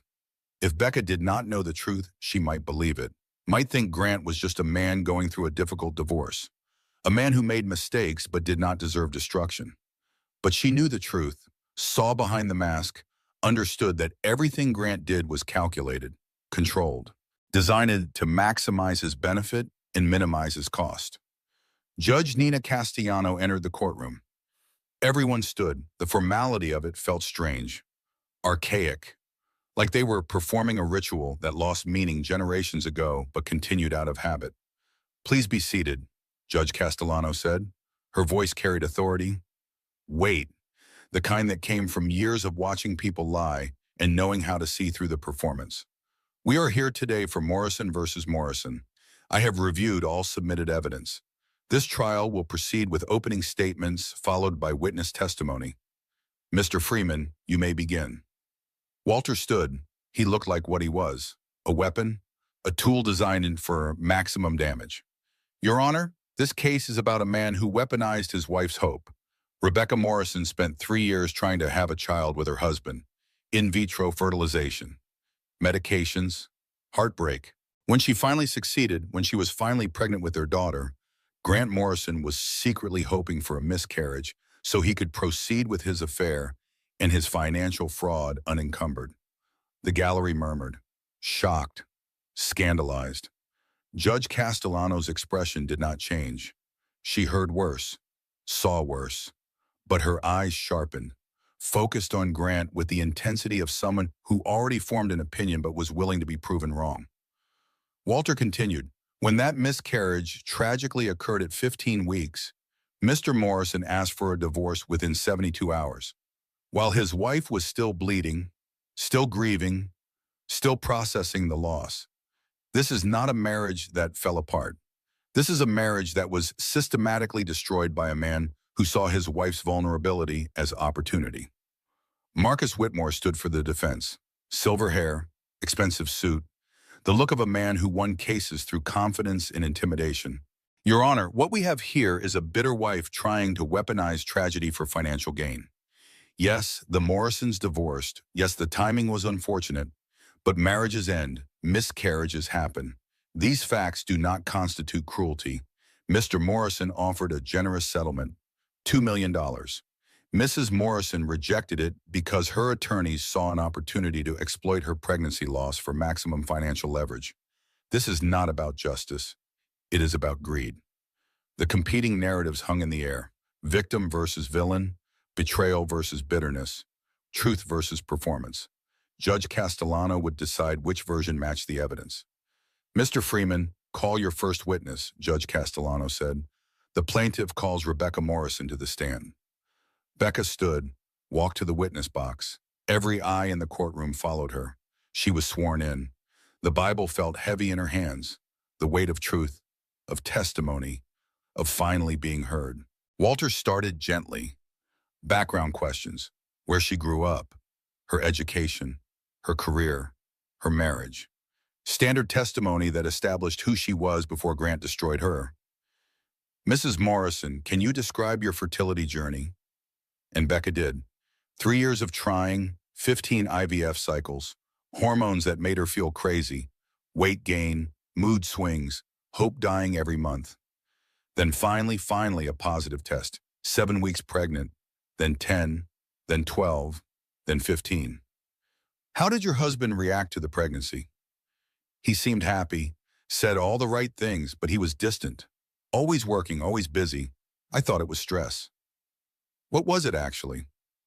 He was having an affair with his executive assistant, Vanessa Cole. The affair started before I got pregnant, continued during the pregnancy. He hoped I would miscarry so he could be with her without complications. Whitmore objected. Speculation. The witness cannot know what Mr. Morrison hoped. Sustained, Judge Castellano said. Mr. Freeman, stick to what your client can personally verify. Walter nodded, pivoted. Mrs. Morrison, when did you find out about the affair? After he asked for the divorce, I found emails on his laptop, correspondence between him and Vanessa dating back 9 months, before I got pregnant. What did those emails say? That I was a situation, that he hoped the situation would resolve itself, that once I lost the baby, they could finally be together properly. The courtroom was silent. Even the court reporter paused, fingers hovering over keys. Everyone processing the calculated cruelty, the casual dismissal of a life, a baby, a future. Walter pulled up an email on the screen. Projected for everyone to see. Is this the email you are referring to? Becca read it, even though she memorized every word, even though she could recite it in her sleep. Seeing it projected on a screen, in a courtroom, made it more real somehow, more permanent, more true. Yes, that is the email. Can you read the relevant portion for the court? Becca's voice did not shake, did not break, just recited. Clinical. Cold. Her doctor called. High-risk pregnancy.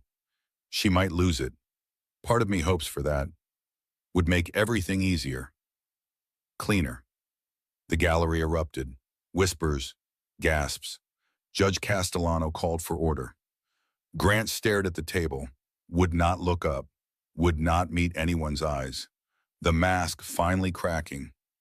the performance finally failing. Walter continued, built the case piece by piece, email by email, date by date, a timeline of betrayal that corresponded exactly to Becca's pregnancy. Every milestone in growing Emma matched a milestone in Grant's exit strategy. Mrs. Morrison, can you describe the day you lost your pregnancy? This was the hard part, the moment Becca dreaded, but she lived through it. She could talk about it, could turn the worst day of her life into testimony, into evidence, into ammunition. I was 15 weeks. I woke up bleeding, cramping. I called Grant. He was in a meeting, said he would try to get away. I called Claire, my best friend. She drove me to the emergency room. Where was your husband? I do not know. He showed up 6 hours later, said traffic was bad. Was traffic bad? No, phone records show he was at the Four Seasons Hotel. Vanessa Cole checked in at the same time. More gasps, more whispers. Grant's attorneys huddled together. Urgent conversation. They did not know about the phone records. Grant did not tell them. Probably thought they would never surface. That Becca would never find out. That his secrets would stay secret. Your Honor, Whitmore stood. This is inflammatory. It is evidence, Walter shot back. Phone records, hotel records, all submitted as Exhibit F. Judge Castellano reviewed the exhibit. Her expression did not change. But something shifted, some internal calculation. Overruled. Continue. Walter walked Becca through the aftermath. The miscarriage, the grief, the divorce papers 3 days later. The systematic dismantling of her life while she was still bleeding. Still processing. Still trying to understand how her future disappeared in a hospital bathroom. Mrs. Morrison, there is something you do when you are being gaslit. Can you describe it? Becca nodded. This was the parasocial moment, the thing every woman who had been there would recognize. You check your phone, lock, unlock, lock, looking for evidence you are not crazy, looking for proof that what you are experiencing is real. I did that constantly in the months before the miscarriage. I knew something was wrong. I just could not name it. Half the women in the gallery nodded, recognition, understanding.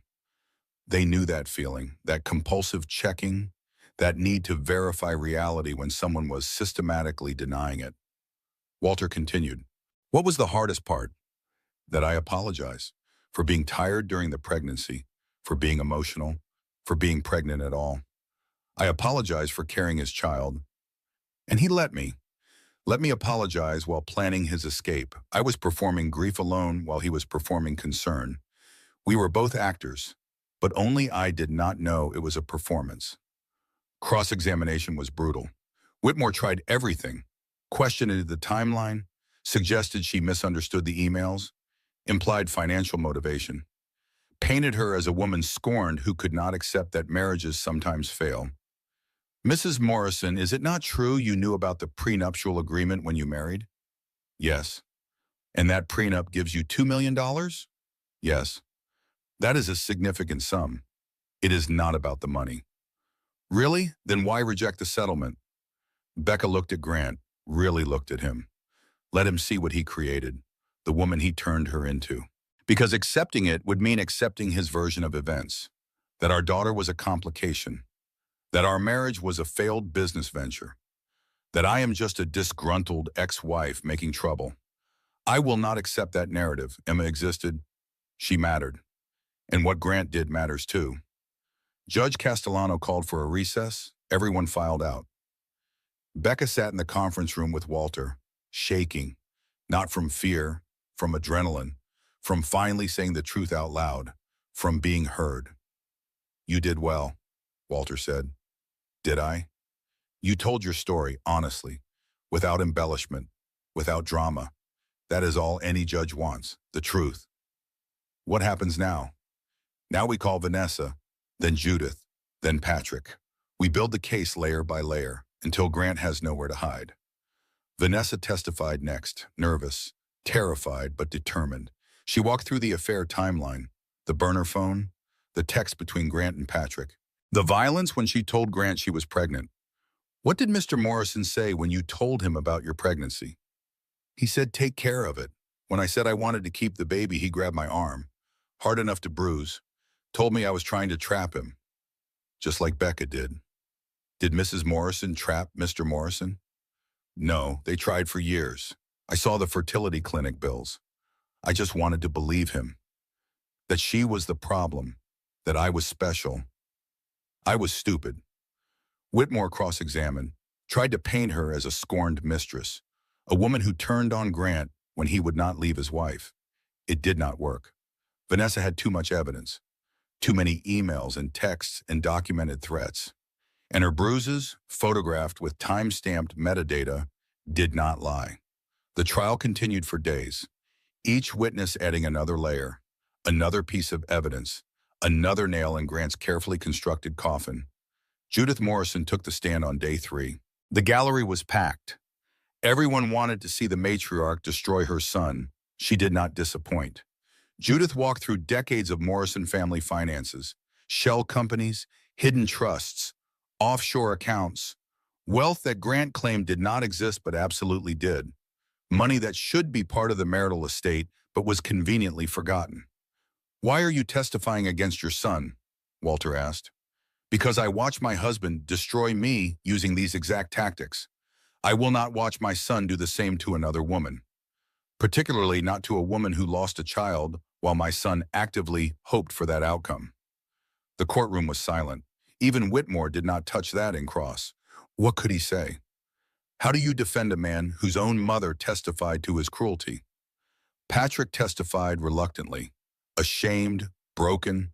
His wife left him over this, over his complicity, over his choice to help Grant instead of telling Becca the truth.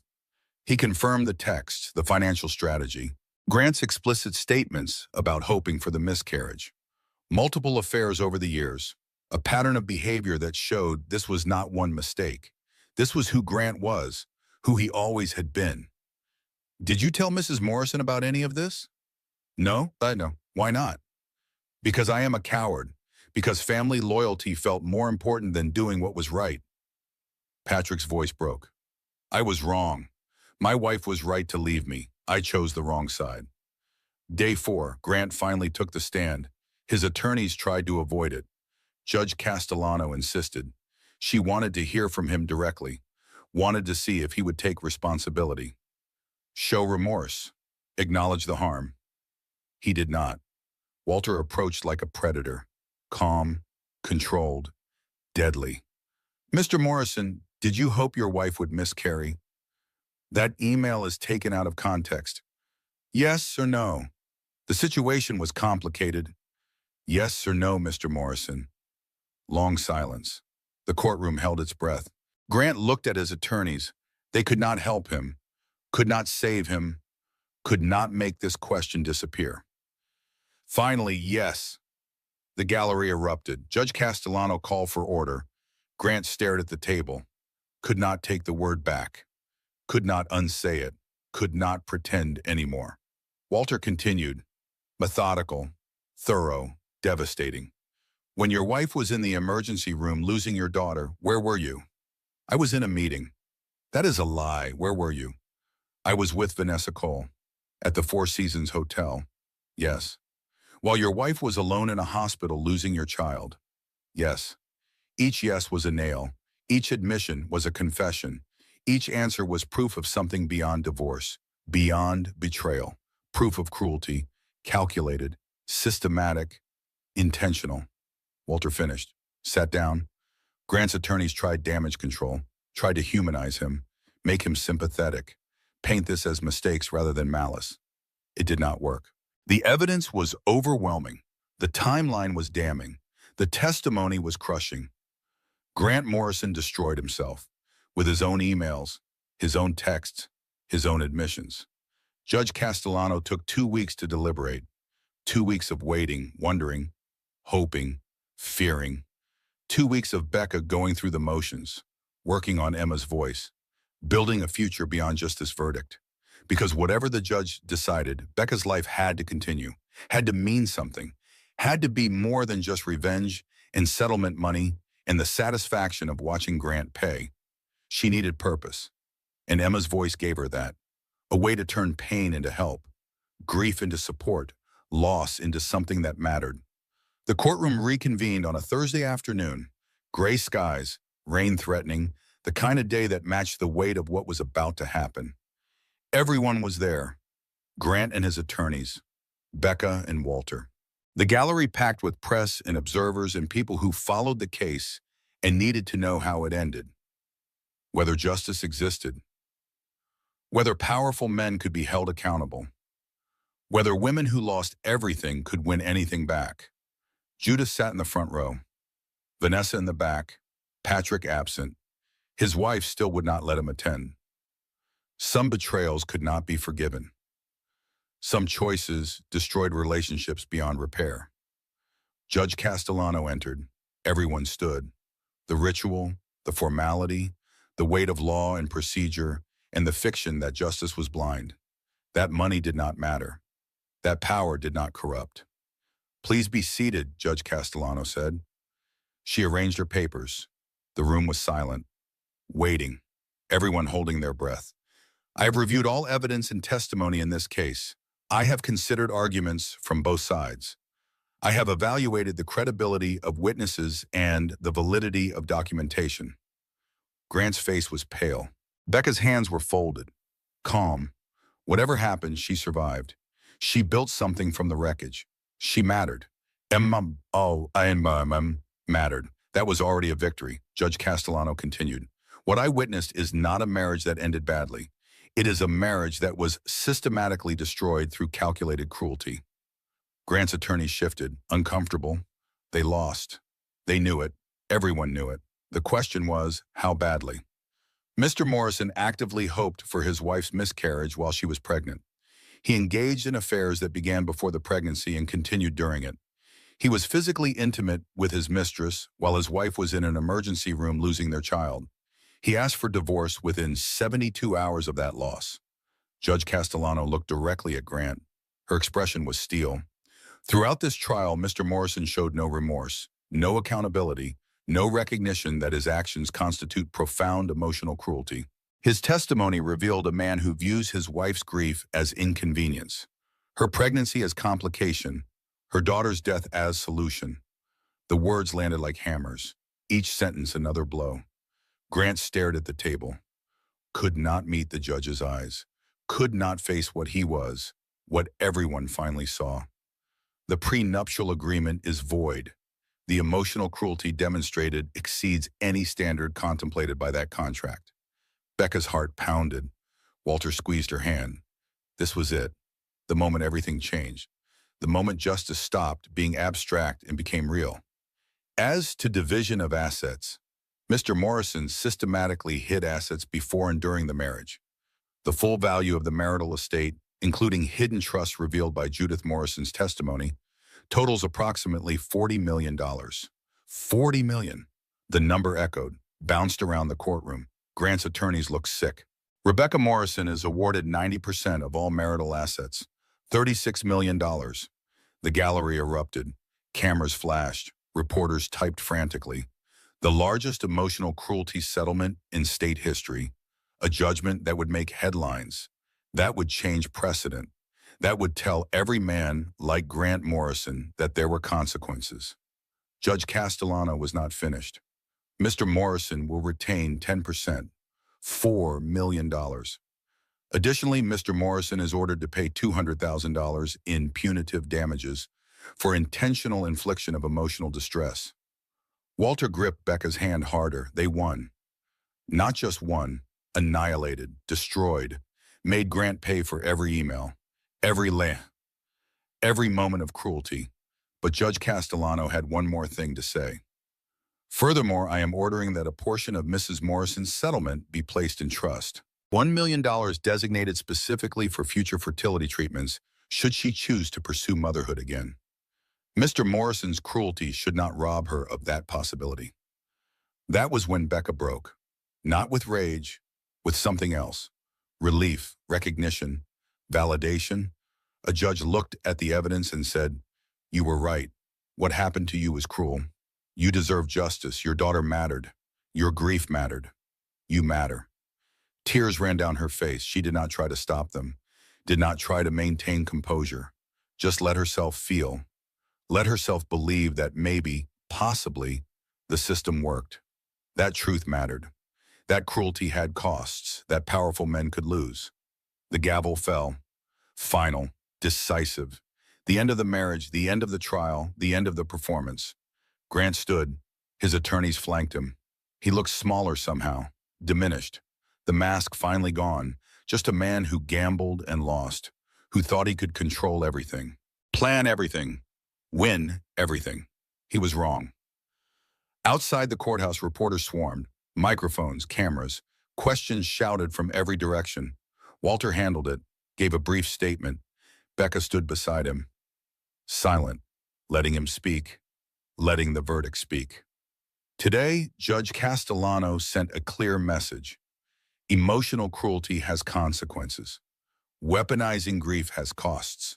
No amount of wealth or power protects men who systematically destroy their wives. More questions, more cameras. Walter guided Becca to the car, away from the kiss, away from the circus, toward whatever came next.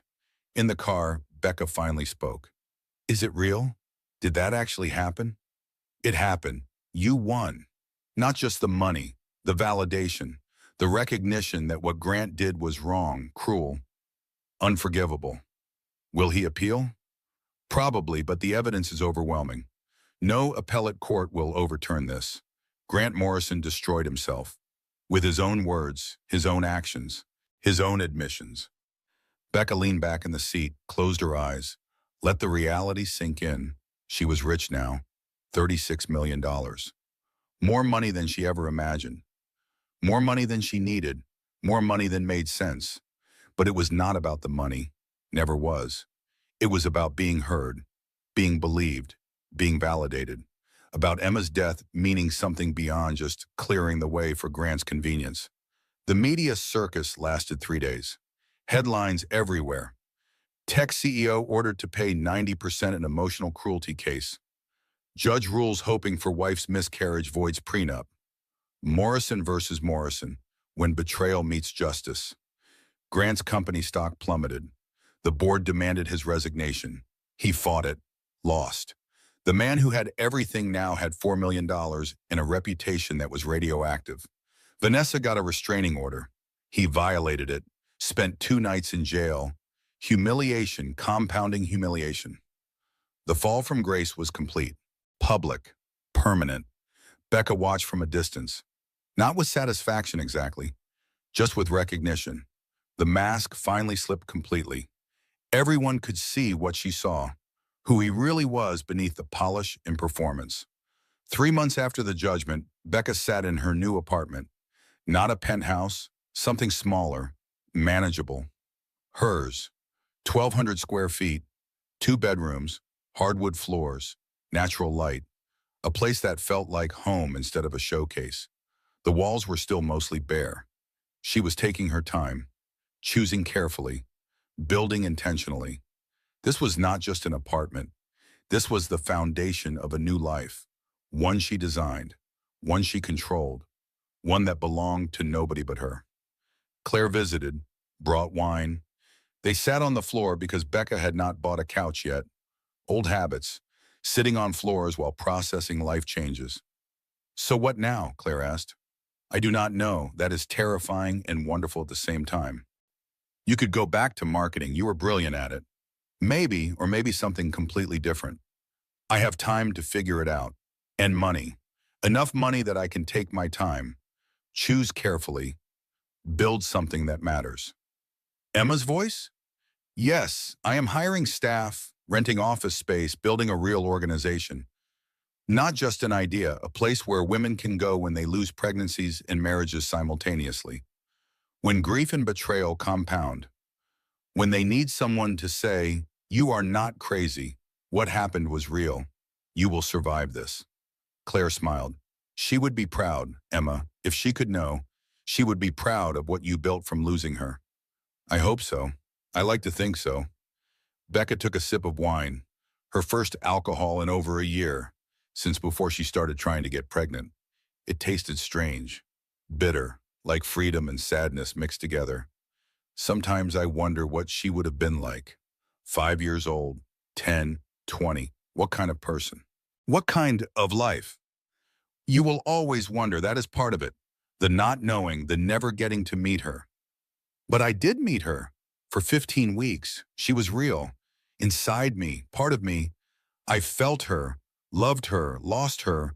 That is meeting someone, even if the world never saw her. They sat in comfortable silence, the kind that only comes from years of friendship, from weathering storms together, from sitting on bathroom floors and courthouse benches and empty apartments while life imploded and rebuilt and transformed into something new. The next morning, Becca went to the beach, the same beach where Grant proposed 8 years ago. But this time, she was not mourning what was lost. She was not saying goodbye to the woman who said yes. She was just there, present, breathing, alive. The ocean smelled like salt and possibility. The wind was cold, spring turning to summer, new season, new chapter, new everything. A little girl ran past, maybe 4 years old, chasing a kite. Her mother followed, laughing, running, living, normal life continuing, despite the fact that other lives were ending and rebuilding and transforming.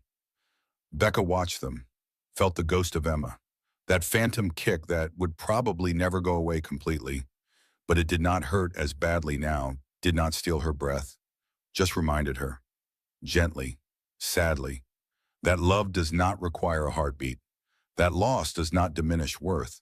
She could imagine a future now, maybe not motherhood. That door might be closed, might be open. She did not know yet. The fertility trust sat in her bank account, waiting, patient, ready if she was ready, okay if she was not. But other futures existed. Emma's voice, a career that mattered, friends who saw her. Maybe love again someday, maybe not. Definitely therapy, probably a dog, possibly forgiveness. Not for Grant, never for Grant, but for herself, for all the times she ignored her instincts, for all the ways she made herself smaller, for all the years she performed happiness while dying inside. She forgave herself for not knowing, not seeing, not leaving sooner, not protecting Emma, not being psychic, not being perfect. She forgave herself for being human. 6 months post-judgment, Becca received a letter, handwritten, expensive stationery. She recognized the handwriting. Judith Morrison. Dear Rebecca, I hope you are building something beautiful from the wreckage. I wanted you to know that Patrick and Gwen reconciled. He is in therapy, actually doing the work, facing what he enabled, trying to become someone worthy of his wife's forgiveness. Grant, predictably, is not. He moved to Seattle, trying to rebuild. I suspect he will repeat the pattern. Some men do. They cannot see themselves clearly, cannot accept responsibility, cannot change. I also wanted to tell you something I never said during the trial. When I had my miscarriages, nobody talked about them. We pretended they did not happen, moved on, smiled. Performed strength, your willingness to name your loss, to fight for your daughter's memory. That meant something, not just for you, for all of us who suffered in silence, who were told to get over it, to try again, to stop being dramatic. You made Emma matter. That is a gift, to her, to yourself, to every woman who lost a pregnancy and was told it was not a real loss because the baby was not born. You are going to be fine, Rebecca, more than fine. You are going to be extraordinary, because you already are. With admiration, Judith Becca read the letter 3 times, then filed it away. Validation from unexpected places, from a woman who understood, who lived her own version of this hell and survived it with less support and fewer options. She started volunteering at a fertility clinic, not as staff, just as support. Women coming out of failed IVF cycles, women facing losses, women trying to navigate hope and grief simultaneously. She did not tell them her story unless they asked, just sat with them, reminded them they were not alone, that their pain was real, that their babies mattered even if the world never saw them. One woman, mid-30s, fresh from a negative pregnancy test after her 4th IVF cycle, asked, "How do you keep going when everything keeps failing?" You do not have to keep going. You can stop. You can rest. You can choose a different path. There is no right answer. But what if I regret stopping? What if you regret continuing? Both are valid. Both are painful. You have to choose which pain you can live with. The woman nodded, started crying. Becca held her hand, did not offer platitudes, did not promise it would get better, just sat with her in the pain. Because sometimes that was enough. Sometimes presence mattered more than promises. I spent 3 years chasing motherhood. Would I do it again? I do not know. The baby I lost made me a mother even though she never lived. That grief and love coexist. I can hold both. I can honor what was lost and still move forward. That is not betrayal. That is survival. 1 year after the judgment, Becca launched Emma's Voice publicly. Nonprofit status approved. Website live. Resources available. Counseling referrals. Legal support. A safe space to grieve without performance. To rage without apology. To rebuild without pressure. The opening night Judith attended, Vanessa came, heavily pregnant, engagement ring from someone new. Someone who wanted her baby, who was excited about becoming a father, who showed up at doctor appointments and asked questions and planned for the future. Claire brought Megan. Dr. Crowley came. Even Patrick and Gwen showed up. An unlikely family formed from wreckage, bound by shared trauma and the recognition that surviving was not the same as healing, but sometimes it was enough. Becca gave a short speech. This organization exists because loss and betrayal do not cancel each other out. They compound. When you are grieving and your support system is the person who caused that grief, you are alone in a way that is hard to explain. Emma's Voice says, "You are not alone. We see you. Your loss matters, your pain is real, and you will survive this." The applause was generous, but Becca did not need it anymore, did not need validation from strangers. She knew her truth, knew her worth, knew that Emma's life, however brief, changed the world by changing her. That night, unpacking boxes in the nonprofit office, she found it. The ultrasound photo, Emma at 15 weeks. She thought she deleted all physical copies. Apparently not. She did not cry, just looked at it, remembered. That tiny profile, the hope, the joy before everything shattered. She framed it, hung it in her private office, not as a shrine, as a reminder. Life is fragile. Love is precious. Trust carefully. And when someone shows you who they are, believe them the first time. 2 years after the judgment, Becca ran into Grant. Grocery store? Random. Mundane. The universe had a terrible sense of timing. He looked smaller somehow. Older. The confidence gone, replaced by something that looked like regret but was probably just self-pity. He saw her, froze, panic in his eyes, wondering if she would make a scene, confront him, destroy what little dignity he had left. She did not, just nodded, kept walking. He did not deserve her rage anymore, did not deserve her attention, did not deserve anything from her. But as she loaded groceries into her car, her phone rang. Unknown number. She almost did not answer. Almost. "Mrs. Morrison, this is Cedar Reproductive Clinic. We have your trust fund designated for fertility treatments. We wanted to check if you would like to schedule a consultation." The trust, Judge Castellano ordered. $1 million for future motherhood if she wanted it. Becca sat in her car, groceries getting warm, the sun setting. Pink and gold sky, the same sky that shone the day she lost Emma. The same sky that shone during the trial, the same sky that would shine tomorrow and every day after. Did she want it? Motherhood? The grief all over again if it failed? The hope? The vulnerability? The risk? She did not have to decide today.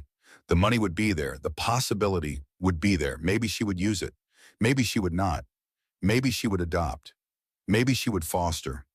Maybe she would pour all that maternal energy into Emma's Voice and women who needed support. All options were open. For the first time in years, she was not performing for anyone. Not Grant, not judges, not even herself. She was just being. And that was enough. That was more than enough. That was everything. Everything. She started the car, drove home, to her apartment with walls she was slowly filling, to her dog Luna, a rescue she adopted 6 months ago, to her life that was small and quiet and entirely her own. The sunset turned the sky impossible colors. Beautiful, fleeting, perfect because it was temporary, because nothing lasted forever. Not pain, not love, not marriages or pregnancies or carefully constructed lives. Everything changed, everything ended, everything transformed into something new. Somewhere Grant was checking his dwindling accounts and his ruined reputation. Somewhere Judith was having tea and plotting her next chess move. Somewhere Vanessa was preparing for motherhood with someone worthy. Somewhere Patrick was learning to be better. Somewhere Claire was being the friend everyone needed. And Becca was driving home, to possibility, to peace, to a future she got to choose. Not every story ends with revenge or romance or redemption. Some stories just end with a woman finding herself again. 3 years after the judgment, Becca stood in the Emma's Voice office. Morning light streaming through windows, coffee brewing, staff arriving. Another day of helping women survive what she survived. Another day of turning pain into purpose. The nonprofit grew beyond anything she imagined. 5 full-time counselors, 2 legal advocates, support groups 3 times a week, a 24-hour crisis line, partnerships with hospitals and fertility clinics, resources for women navigating pregnancy loss, divorce, the terrible intersection of both. They helped hundreds of women, maybe thousands, each one carrying her own version of grief and betrayal, each one thinking she was alone, that nobody understood, that survival was impossible. Emma's Voice said, "You are not alone, we understand. Survival is possible. Not easy, not quick, not clean, but possible." Becca hired a woman named Sarah 6 months ago, 32 years old, lost twins at 19 weeks. Husband left her 3 weeks later for someone without baggage, without trauma, without the inconvenience of grief. Sarah sat across from Becca in the small office. "I do not know how you do it. Help women like me. Does it not just reopen your own wounds?" "Every single day," Becca admitted, "but keeping wounds closed does not heal them. It just lets them fester. This way, at least the pain has purpose."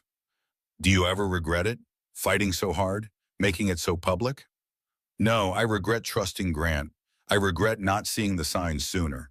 I regret that Emma never got to live. But fighting back, making him pay, building this?" Becca gestured around the office. "No regrets there." Sarah nodded, processing. "My ex-husband got remarried last month. His new wife is pregnant. It hurt more than I expected." "Of course it did. He gets to move forward, build the family he wanted, while you are still stuck processing what he did. That is not fair. It is not right. But it is reality." "How do you stop being angry?" "You do not. You just learn to carry it differently. Use it as fuel instead of poison. Channel it into something that matters instead of letting it destroy you." The office door opened. A new client, young, early 20s, visibly pregnant, black eye poorly covered with makeup.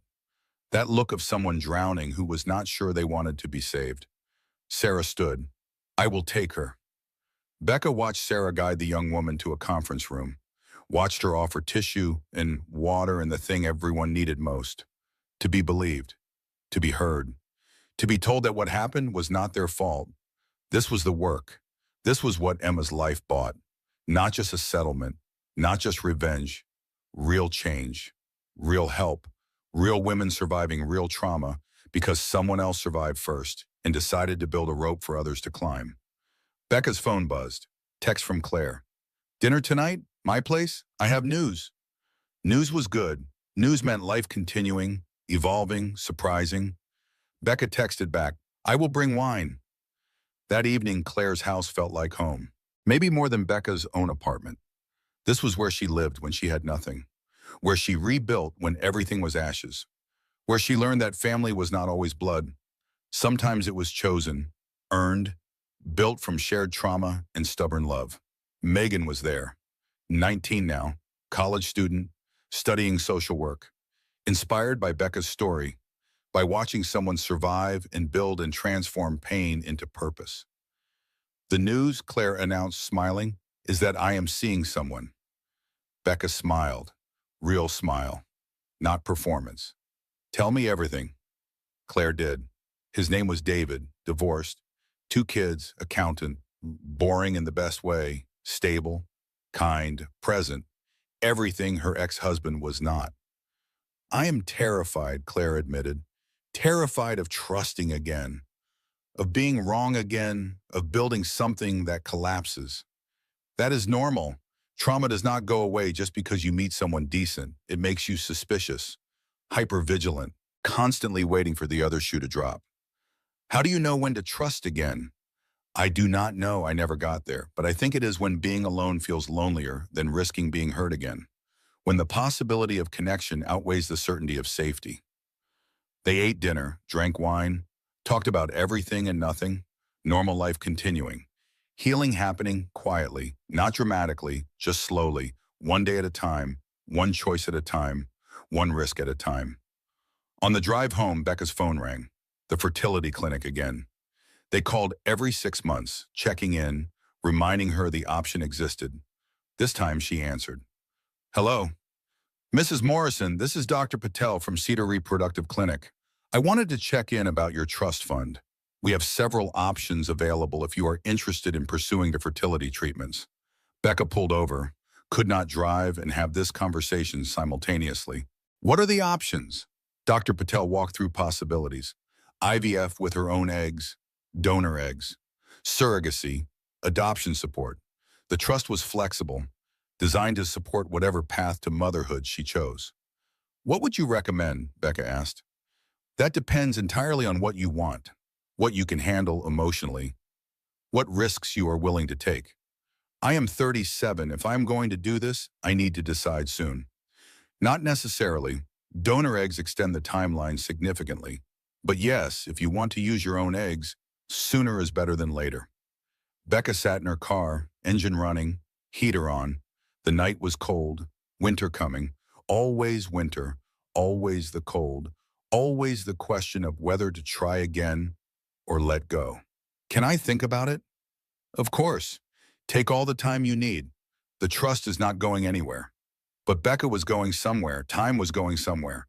The possibility of biological motherhood was going somewhere. If she waited too long, the decision would be made for her.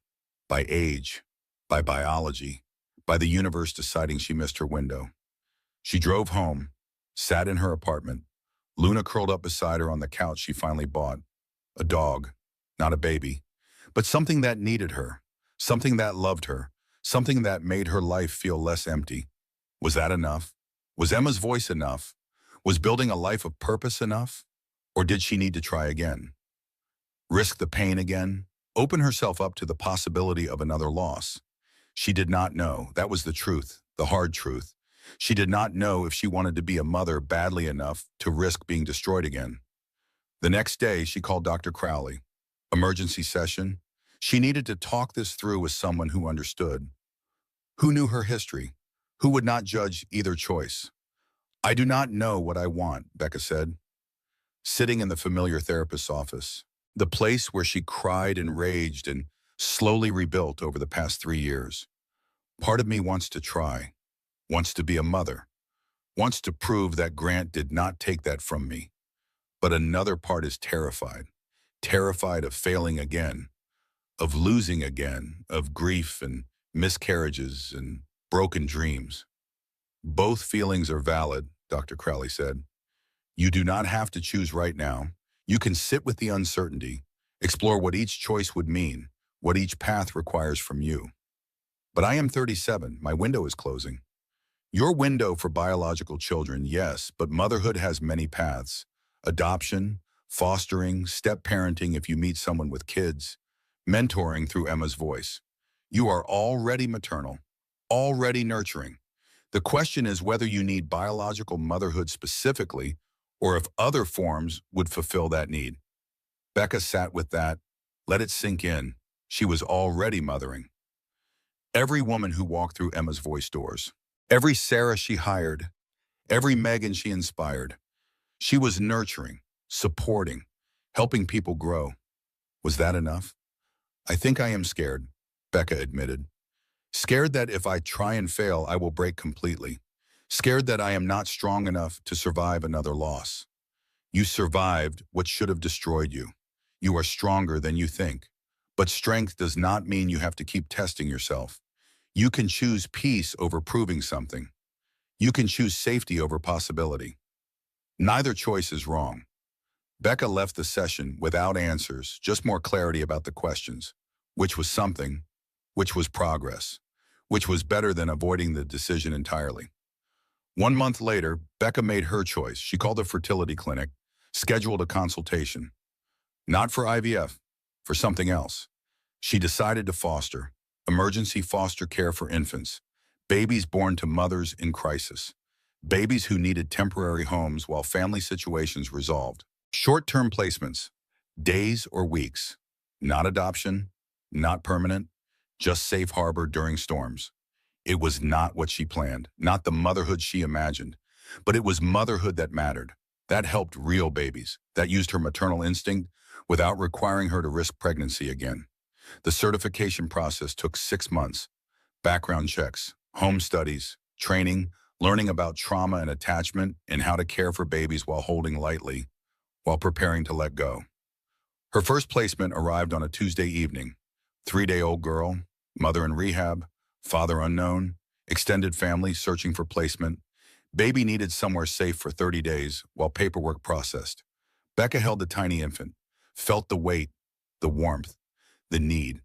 This baby was not Emma, would never be Emma, but she was real, alive, here, needing someone to see her, love her, keep her safe. For 30 days, Becca was a mother. 2 a.m. feedings, diaper changes, soothing cries, singing lullabies. All the things she never got to do with Emma. All the mundane, beautiful, exhausting parts of caring for a tiny human. When the baby's grandmother came to pick her up, Becca cried. Not because she wanted to keep her. She knew from the beginning this was temporary, but because it hurt. Because letting go always hurts. Because love is always a risk and loss is always possible. But she signed up for another placement. And another. Babies who needed someone for days or weeks.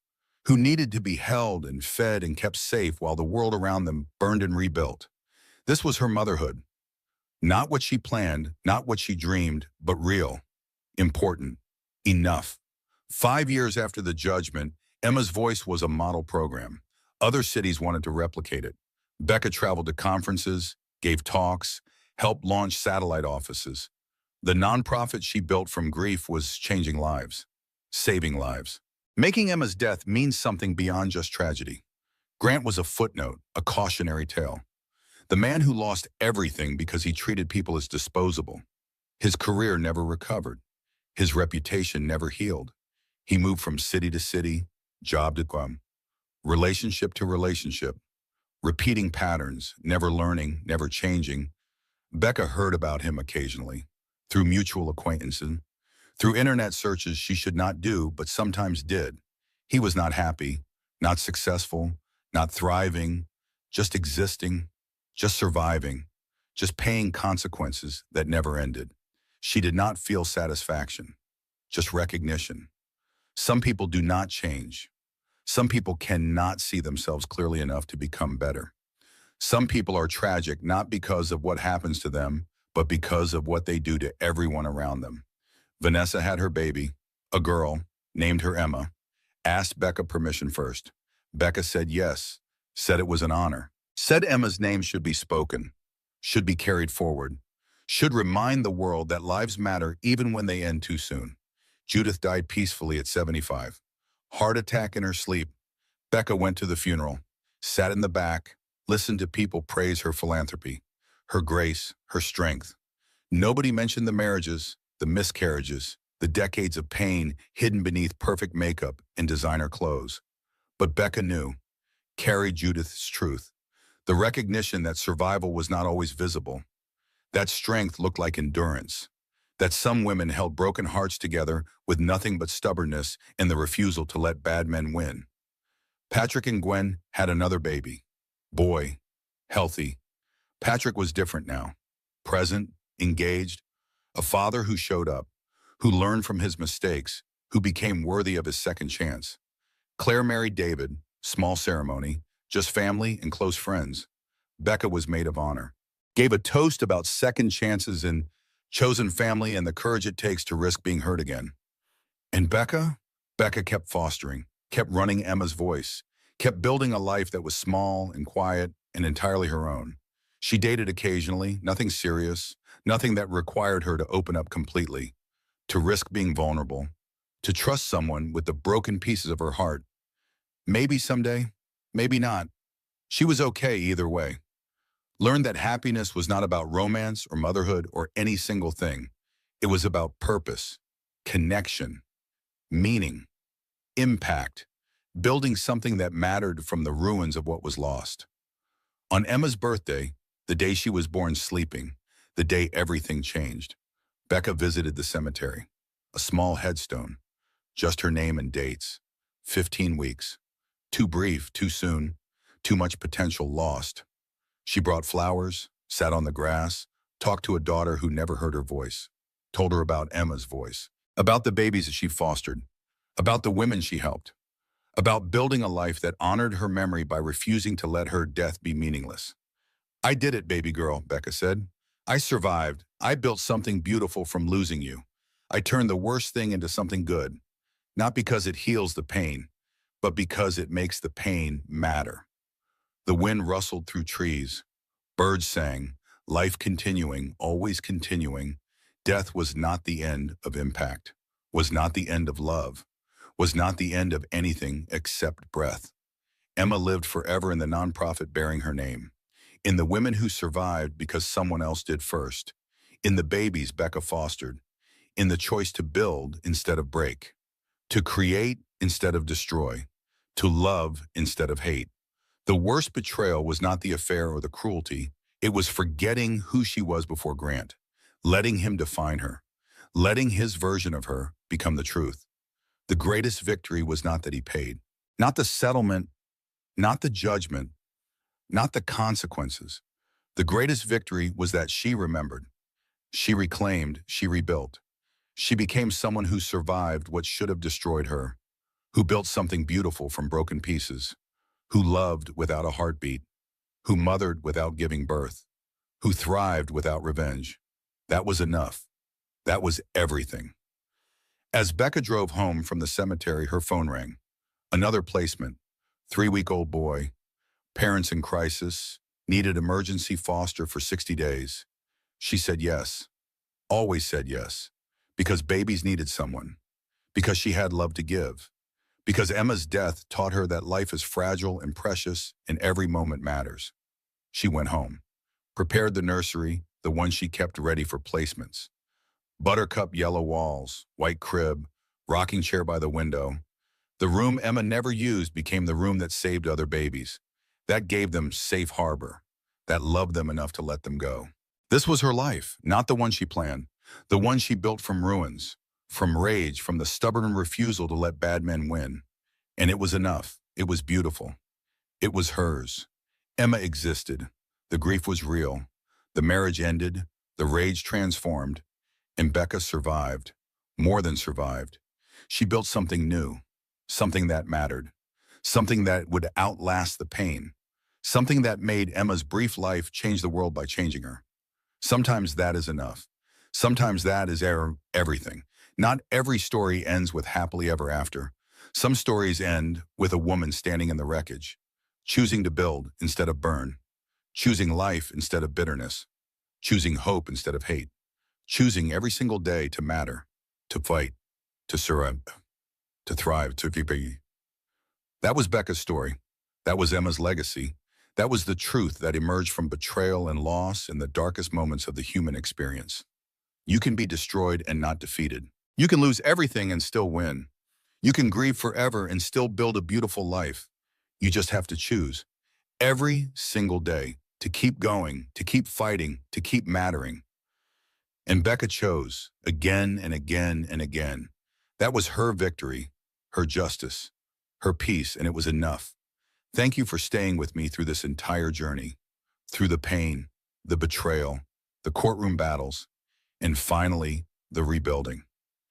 If Rebecca's story resonated with you, if you felt her pain or celebrated her victory, please hit that like button.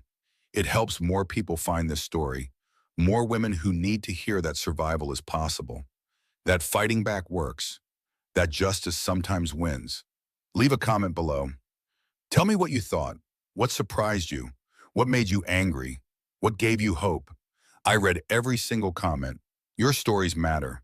Your experiences matter. Share this video with someone who needs to hear it, someone going through their own betrayal, someone who lost hope, someone who thinks powerful men always win. Show them Rebecca's story. Show them that change is possible. And if you want more stories like this, stories about real people fighting real battles and winning against impossible odds, subscribe to this channel, hit that notification bell, because I share these stories every week. Stories that matter, stories that inspire, stories that remind us we are stronger than we think. Rebecca turned her worst moment into something beautiful. She built Emma's voice from the ashes of her loss. She fostered babies who needed love. She helped thousands of women survive what almost destroyed her. What will you build from your pain? What will you create from your struggles? How will you turn your worst chapter into your greatest strength? Think about it, then go do it. Until next time, remember, you are not alone. Your pain is real. Your story matters. And you are so much stronger than you know. Take care of yourselves and each other.